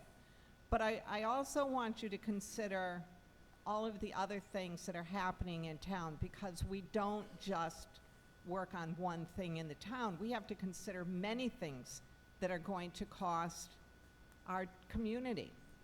The fact is that we need a public safety complex. They get flooded out all of the time. It's not large enough. You can't imagine what it's like down there for the police and the fire. And we need to have that done. That's going to cost money. The high school is going to need to be looked at. We probably need a new high school. We've needed one for a long time. There's costs associated with that. The town hall building, the roof needs to be repaired. The bricks need to be repointed. That is not cheap. If you look around and we don't maintain what we currently have, then we're going to be spending much more money. And then now you add a smaller section of road that has been closed. I'm telling you folks, we have done due diligence. I feel for the people that live there. I do not believe that by closing the road, we're giving them any different kind of liability than they currently have for the property they have. They've had it all along. There's nothing new there. They own the land. If something happened there, they could be sued just as well as the town could. It has not changed. We're doing everything we can to make sure that people know not to go there, to keep it safe, thus eliminating liability to the community as well as to everybody else. That's the fact. Thank you, Laura. All right, folks, we'll do one more. We're sort of in, I would say, in hockey, I'll be in brief. soccer, and we're in extra time, I'll be so brief. let's We're come in on. extra time. My name's Ryan Wilcox. I live at Broad Street in Merrimac. And, you know, I just kind of wanted to bring a little perspective. When we talk about the road, it's been a road since before there was an easement on it. That's my understanding. It's been a traveled way since before there were cars on it, since before there were even carts on it. It's a very old traveled way. We don't actually quite know how old it is because it's so old. So, you know, and the easement, you know, we don't know the language. I haven't seen the language of this easement. Was it a prescriptive easement? Was it out of necessity because so many people were using it as a road that the town or the county said, we got to take the liability or whatever off of this? I really don't know the answers to those questions, but I do know that this road is ancient, is very, very old. And the other thing, as a taxpayer, I don't like to hear the word liability from my selectmen. The insurance company said liability. There's a lot of other insurance companies out there, I guess. I don't know. I know it's not as simple as that, but no townsperson likes to hear liability. The last is with it's still a county road, but it's been annexed to Merrimac Valley. Is that kind of, am I understanding that correctly? Wouldn't we need a permit from Merrimac Valley or MassDOT to actually put those fences up that stopped the traffic from it? I think the specific question is who gave permission, or who needs permission to close the road pending the decision of Merrimack Valley Planning Commission? Well, the road is in our care, custody, and control, and our insurance covers us as part of our community. So, being an insurance man, I appreciate the fact that you don't like hearing liability, but kind of go back to what I said earlier. We're here to tell you what you need to know, not what you want to hear. And the reality is that, again, I've been in the insurance game for 33 years. There aren't a lot of insurance companies that dabble in municipal insurance policies. But you bring up an interesting point. So let's say we do not put the fencing up, we go against the wishes of the insurance company, and they cancel our policy. They're not gonna renew us. So we have to go out and find somebody else. And there are 2 or 3 out there that we could make application to. A standard question on any application for residential or commercial insurance is, have you ever been canceled or non-renewed? Yes. Why? So you put down the reason why. Guess what? Now you either take care of the problem, or we're not going to cover you, or they may just decide not to sell you any insurance at all. And to Andrea's point, to what Laura was saying earlier, you resident owners have always had that liability exposure. Us working with the insurance company and going forward and putting up the fence is to protect you folks as well as us. I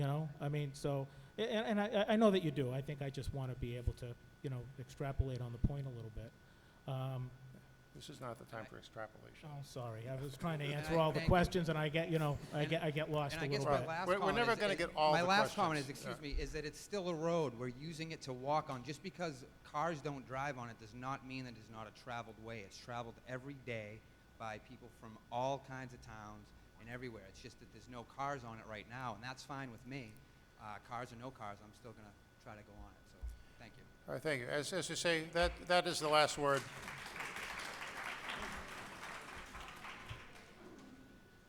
All right, folks. All right. We have permission for a non-voter to speak. All right. Go ahead, son. I wanted to look at this situation thing from a kid's perspective because the River Road is a place where many people walk on, and many people just walk down for fun.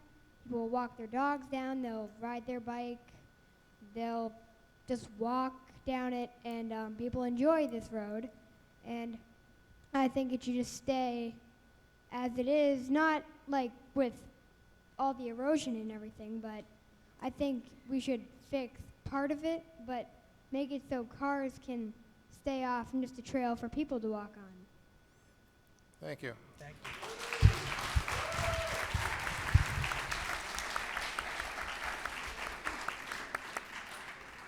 All right, folks. I don't want to extend. I appreciate all the comments, and we've gone now just about 90 minutes of discussion on this. So I'd like to bring it to a vote. As you saw, I went around and asked counters in different sections. I just want to get a couple of places cleared in the room. Those of you who are against the back wall, the lady in the sweater and the man in the raincoat, if you will separate, go to the right or to the left, but I want to have that brown wall that you're standing by cleared of voters so that you're on one side of the room or the other. Second, I was over to check the table where we usually have non-voters, and those of you who are at the table, sitting at the table, are voters. Those of you who are standing are not voters, unless you're against the back wall. If you're against the back wall, you're a voter.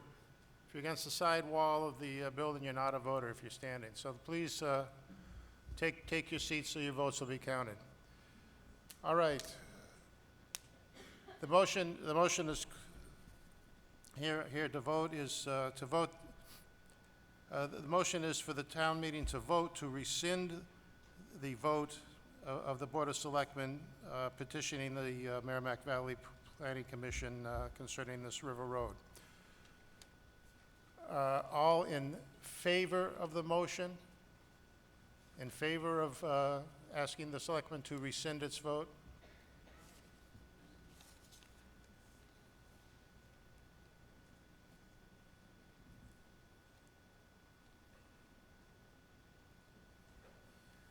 Sir, in the middle, there next to the chief, would you move one way or the other? So you only get counted by one group.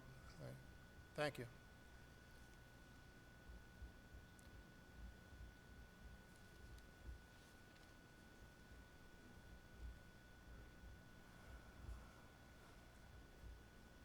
Thirty, 21? 10?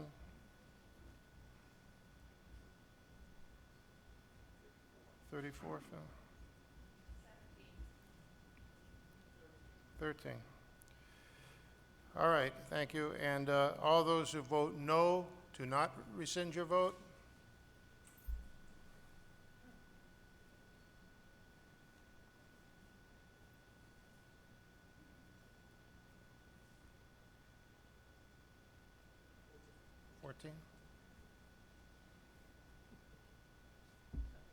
I'm sorry? 7. 7.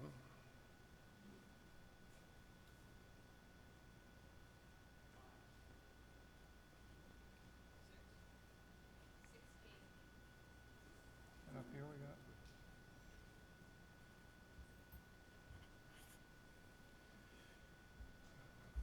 All right, I have the votes. We have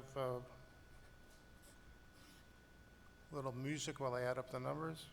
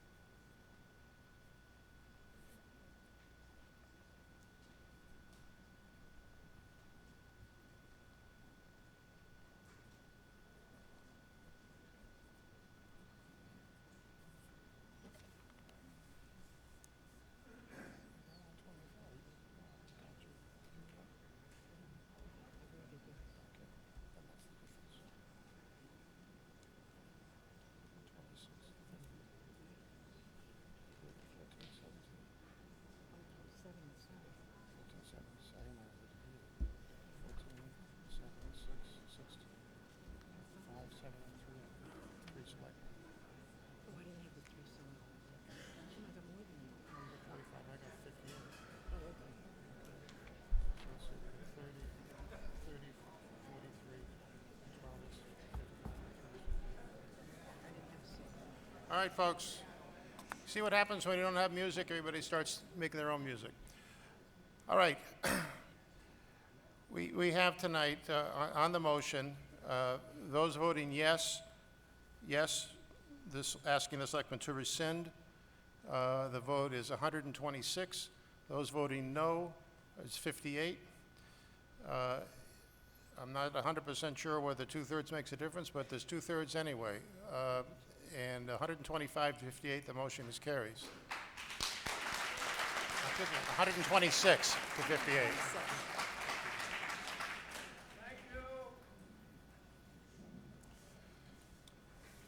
All right, we will continue with Article 2. Yep. Article 2, Mr. Moderator, I move that the town vote to amend the following line items appropriated in Article 1 of the April 30th, 2013 annual town meeting. Line number 12, group health and life insurance, negative $10,000. Line number 58, EMT wages, positive $10,000. All right.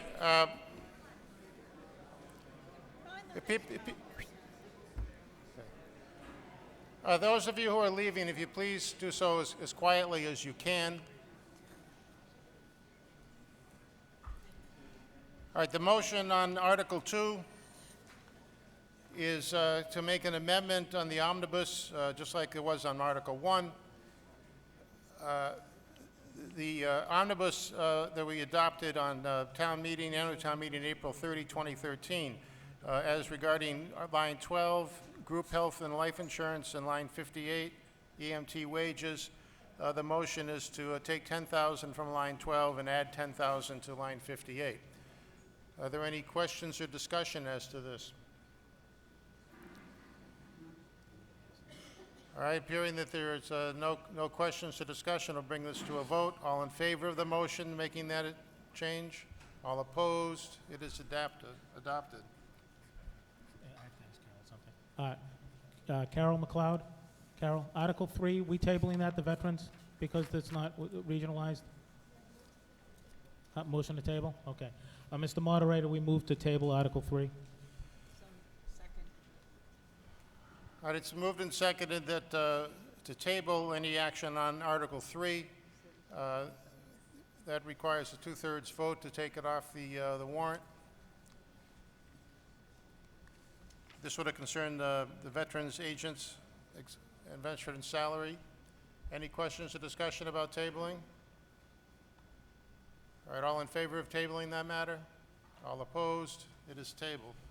I know it just voted on it, but I just wanted to let you know, not that we're not supporting veteran services, but we were looking into some regionalization, but that's kind of fallen apart a little bit, so we don't have to move as quickly on it as we had once thought. That's the reason why the article's off the table.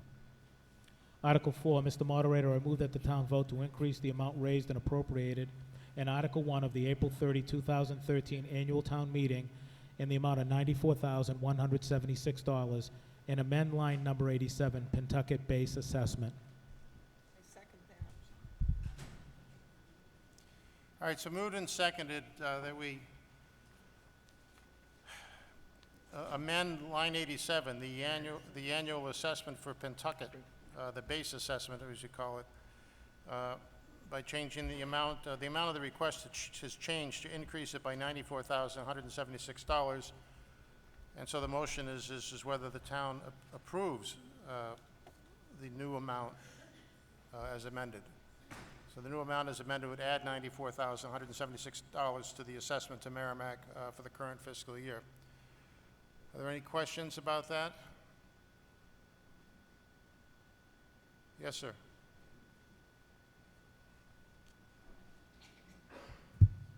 James Archibald. Can someone explain, was there just a big miscalculation, or was our portion of the assessment needing to be adjusted for the $94,000? Yeah, as you know, we are under the two-step assessment process. We have been for a while. So when the budget was finalized, the last few years, we've been on the negative side and actually got a credit, but this year we ended up having to pay more. So that's why the adjustment, just for the two-step assessment process. Ms. Venner? Yeah, I guess, hello, I'm Sandy Venner, and I'm just asking on that because being familiar with the two-step process, I mean, wouldn't that calculation been done prior to spring town meeting? I mean, I thought it was because the state had made some adjustment one direction or another after we voted in the spring, but why didn't we know this at spring town meeting? Do we have a vote at town meeting to allow a non-resident to speak to us? All opposed? Opposed? All right. Can you speak into the microphone, please? I understand. If you can't, please come to one that works. The two-step method is calculated early. However, the state minimum contribution is not known till after town meeting. That portion of the two-step is what changed. That's why it changed. And if we don't approve this, what happens? Hero. Not again. We have to pay no matter what, because the other two towns don't have to do this. We have to pay. It's 2 out of 3, so it's our responsibility to pay this. We need to appropriate the money. All right, any other questions about this motion? All right, then all in favor of raising and appropriating additional funds to pay the additional $94,176? All opposed? It is adopted unanimously. Mr. Moderator, I move that the town vote to transfer the remaining balance in Article 2B of the April 30th, 2012 special town meeting, 1-ton dump with plow for the Highway Department, the amount of $1,188 to Article 7 of the April 27th, 2009 special town meeting, equipment repairs for the Highway Department. I second that motion.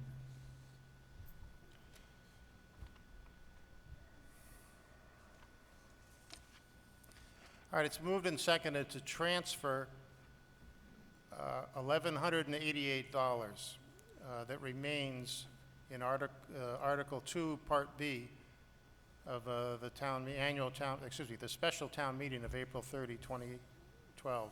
That was money left over from purchase of a 1-ton dump truck with plow for the Highway Department. And to put that money into a fund established by Article 7 of the special town meeting of April 27, 2009, concerning equipment repairs for the Highway Department. I gather there's money remaining there and it's used, and this would make this $1,188 available for Highway Department equipment repairs. Are there any questions or discussion? All in favor then of the motion to transfer the money? All opposed? The transfer is approved. Mr. Moderator, I move that the town vote to amend Article 4 of the October 15, 2012 special town meeting Wallace Way Treatment Plant Project to change the appropriating source from water retained earnings to water privilege. I second that motion. All right, so moved and seconded to make an amendment to correct a error by the drafter of the former motion. So we take money from water retained earnings is what we approved at the October 2012 special town meeting, and it should have been water privilege fund. Are there any questions or discussions about changing that error, correcting that error? All in favor? All opposed? Motion is adopted. Mr. Moderator, I move that the town vote to amend the Town of Merrimac General Bylaws, Article 5, Sidewalks and Highway, subsection 10, to read as follows. The Board of Selectmen may cause repair to unaccepted ways maintained by the town, provided that the following conditions are met. There will be no charge in the character of the way and no permanent expansion therein. Drainage may be included. A determination by majority vote of the board that the public convenience and necessity requires said repairs. The town in making of repairs under this section shall not be liable or account of any damages caused by such repairs, and said private ways shall have been open to public use for 6 years or more, and in such case, Section 25 of Chapter 84 of the Massachusetts General Laws shall not apply. Second that motion. All right, it's been moved and seconded to make several changes to the town bylaw on sidewalks and highway, subsection 10, concerning repairs to unaccepted ways, which later is referred to as private ways that are open to the public. Ms. Venner? I just wanted to check with Bob Sinibaldi on this one. I do apologize for not taking advantage of this earlier, but I think the wording of this is a bit confusing, and as chair of the planning board and having to do with what are bylaws actually telling us all the time with zoning, and this one might impact us too. I don't think B, drainage may be included, is really a condition. I think it belongs in the statement above, that the statement above should read, the Board of Selectmen may cause repair to unaccepted ways maintained by the town, including drainage, provided the following conditions are met, and then deleting B from the list. Is that more what you intended, Bob, by this?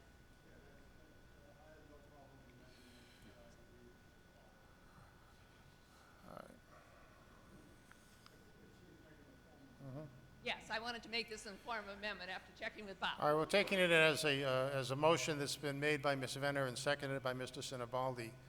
Are there any other questions about that particular amendment of moving the language on drainage? Yes, Mr. Herman.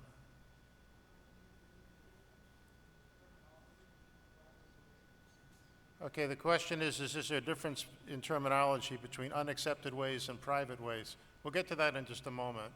Okay, but my question is people have anything they want to ask about the amendment that was suggested here that removed the language in Part B and put it into the introduction? So the introduction will read, the selectmen may cause repairs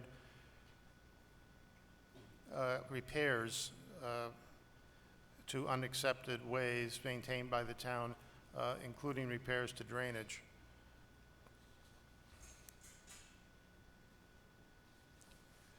I see no questions. All in favor of that amendment to the motion? All opposed? All right, we'll discuss the motion as amended.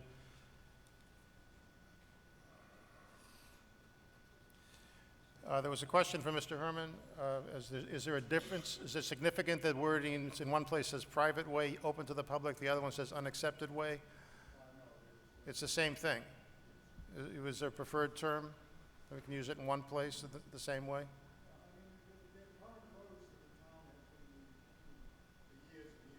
But they've never been accepted.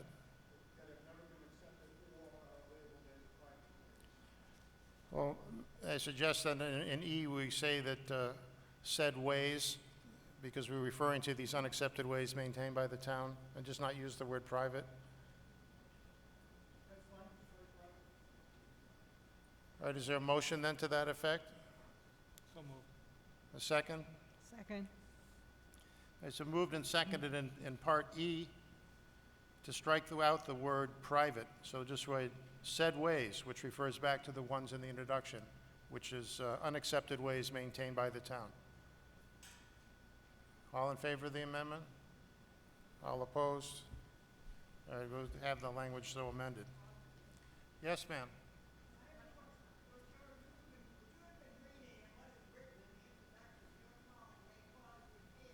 Yes. I understand. We'll get to that one. Do you want to make a motion to correct that spelling? And I see there's a second. All right. I think it's good that we get these corrections done this meeting instead of coming next meeting and have a motion to correct the old one. So, all in favor of changing in the first sentence the word repaired in the past tense and call it repairs, the plural of a noun? All opposed? All right, it is amended. All right, any other questions about the motion itself? Yes, ma'am. I can't hear you without the, can you use the mic? Okay, the question is how many ways, can you count the ways?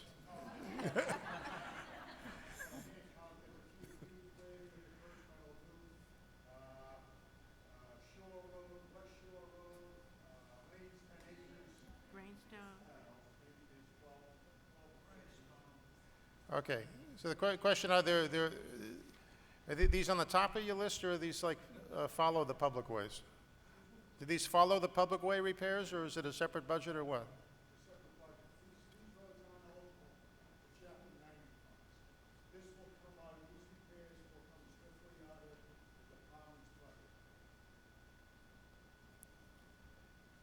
Any other questions?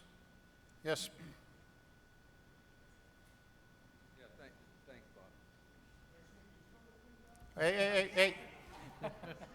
The hour is late, Mr. Sinibaldi. So do you have an idea of how much money you're looking to actually spend? So, Well, how much is in the budget? well,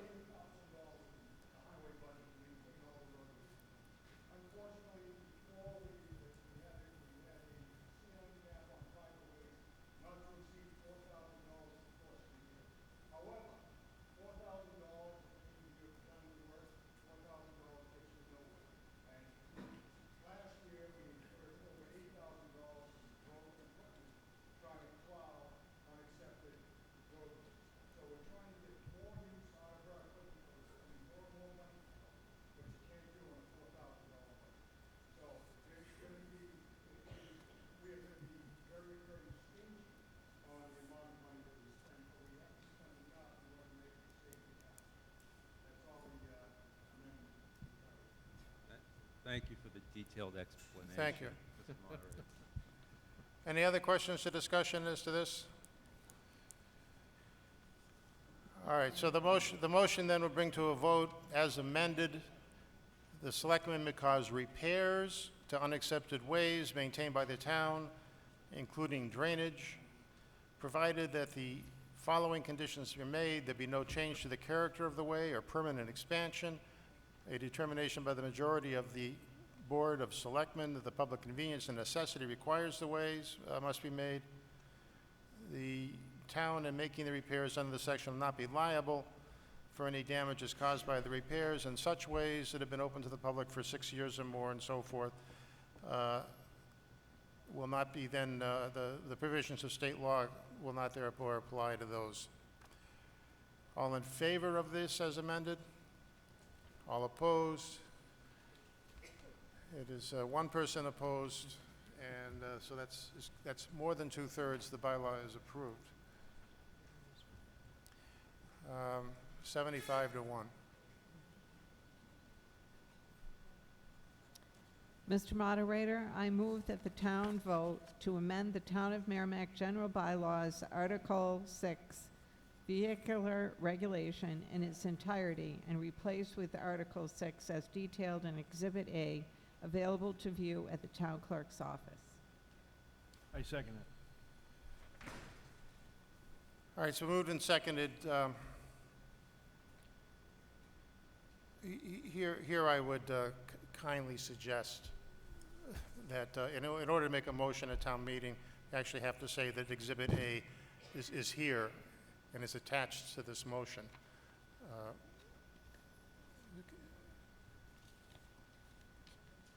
Would that motion be accepted, that amendment? I understand that it's here, but this is not what the motion doesn't say that it's here and attached to the motion. The motion you made says if you go down to town hall and ask for the clerk, you can see the motion, you can see the document that we're trying to vote on. So can we at least have the motion say the part of the motion is this document A? So moved. Second. All right. All in favor of changing the motion in that manner? Any opposed? All right, we'll discuss it, that this is to amend the bylaws, Article 6, Vehicle Regulation in its entirety by adopting what is attached here as Exhibit A. Any discussion or questions? Mr. Abasella. Any hope of getting the Reader's Digest condensed version of the bylaw? I think the Utne Reader has a version, but we can ask for that. Mr. Sinibaldi, what is Exhibit A?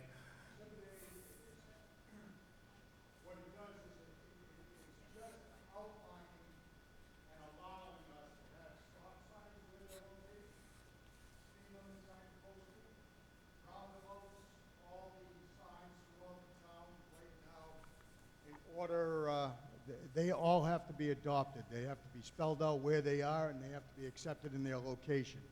The second part of this will be a speed study that we'll be conducting throughout the town, because as of right now, we have 3 legal Mass OT speed limits. The rest of them have never been approved by Mass DOT. So this is part of it to get it all straightened out, but this is also will cover all the language for all the new signage regarding the square project for bus stops, etc., angle parking, hours of parking. So it basically just outlines every street sign, every stop sign, and then speed limit signs.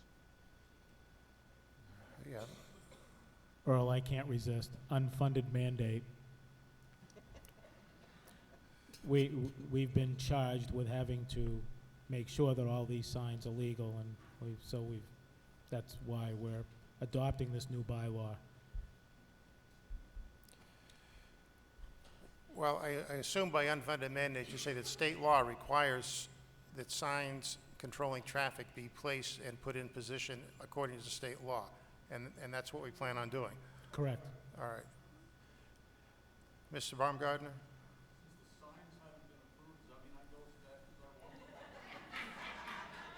I don't know. Chief? Huh? I wouldn't advise it, because... Huh? Even without signs, there are state statutes that prohibit unsafe travel and unsafe operation. And I'm sure the chief is aware of that, too.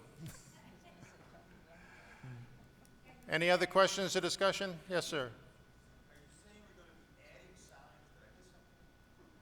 Are there going to be more stop signs, is the question. More, No, they're gonna be in their proper size and their proper reflectivity and their proper height on their proper posts. So there's a whole bunch of ways that signs have to be. I think the question, we can barely afford the signs we have. All right. Well-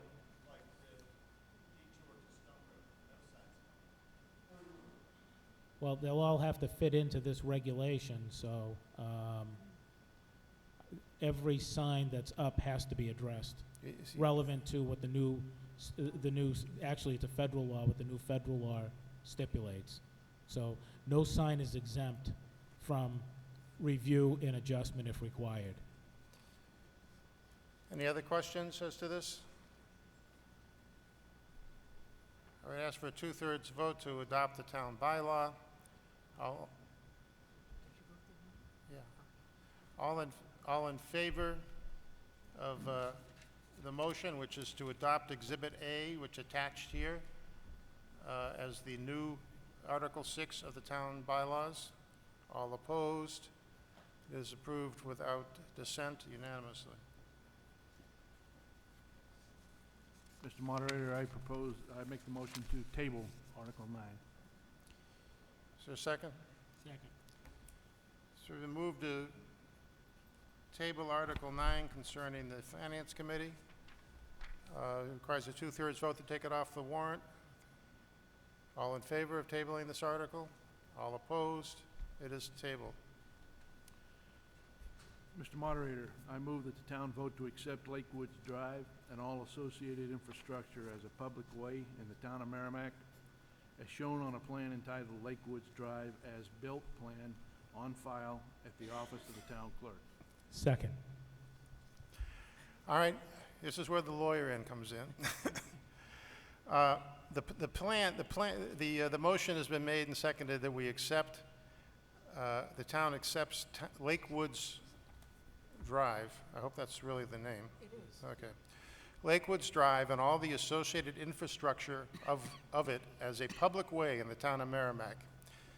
Lake Woods Drive is shown on a plan entitled Lake Woods Drive as built plan on file, because that's where they have to be filed. So, are there any questions? Do people know where Lake Woods Drive is? It says because it's new. You know the answer? Oh, Good evening. Paul St. Hilaire, 6 Lakewoods Drive. Oh, As you know the way a home. resident and a taxpayer, I'm hoping that we get the road accepted and we can continue we'll start getting some of the services that we've been paying for. If we were going to your house, how would we get there? Bear Hill Road. No. There's something there. Where is Lake Woods Drive? Oh, Bear Hill, It's off of okay. Bear Hill Oh, Road. I thought you said there is no road. You know, No. I guess you're not a comedian, I'm sorry. Okay, as Bear Hill Road crests, there's a road that now is called Lake Woods Drive that goes down towards Lake Attitash. Are there any questions or discussion? Did the planning board discuss this road?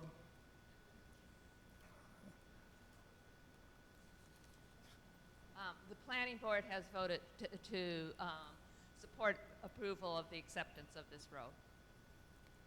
Any other questions or discussion? All right, all in favor of the motion to accept Lake Woods Drive? All opposed? It is approved. Mr. Moderator, I move that the town vote pursuant to the provisions of Mass General Laws, Chapter 59, subsection 38H, to authorize the Board of Selectmen and the Board of Assessors to negotiate and enter into a payment in lieu of taxes agreement with the lessee/operator of the solar photovoltaic energy generation facility to be developed at the Waterhouse Realty Trust property located at 81 East Main Street, is shown on assessor's map as parcel 39-1-2. Upon such terms and conditions as the Board of Selectmen and the Board of Assessors shall deem to be in the best interest of the town. Second. Okay. This motion under Article 11 concerns the project to put solar panels, or solar photovoltaic energy generation facility. Solar panels on the property of Waterhouse Realty Trust at 81 East Main Street, which is up on top of the hill behind the post office.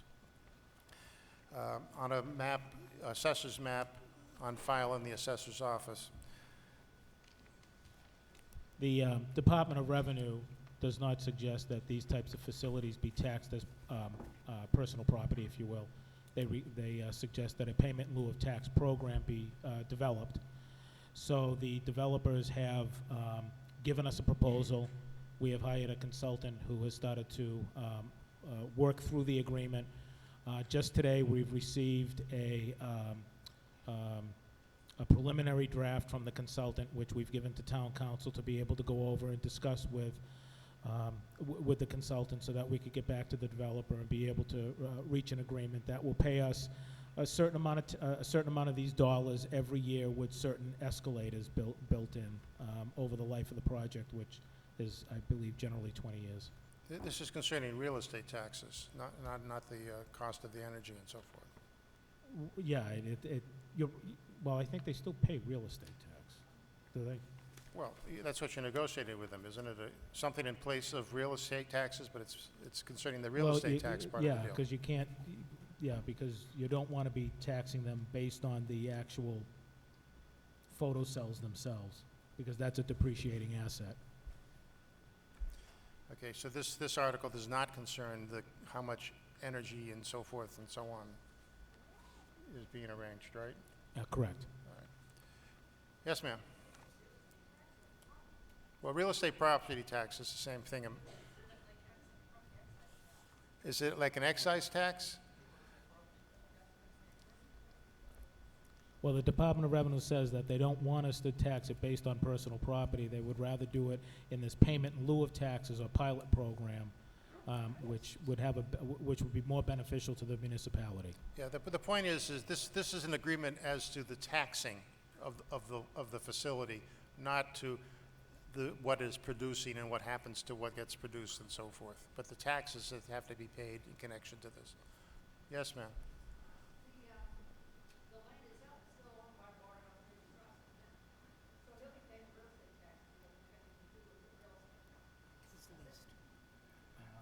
Well, I may have misspoken calling it real estate. I'm saying this has to do with the taxation of the project, and that's what, but I wanted people to be clear, it's the taxes, it's not the energy and what happens to the energy itself. Yes, Ms.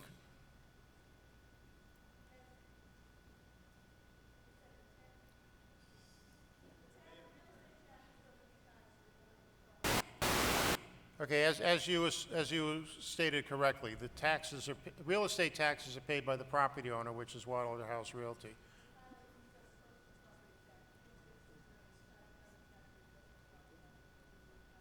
All right, I don't know if anyone can hear that, but it repeats what we said, that the other taxes are what we're concerned about here.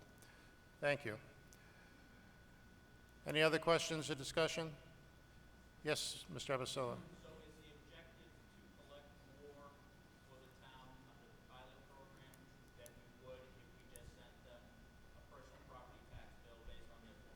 Absolutely correct. All in favor then of this motion? All opposed? It is approved unanimously.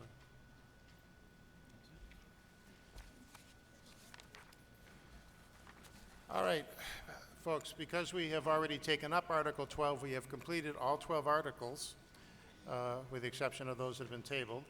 Is there a motion that we adjourn this town meeting? So moved. All in favor? Have a good winter, everyone. Thank you very much for your attention.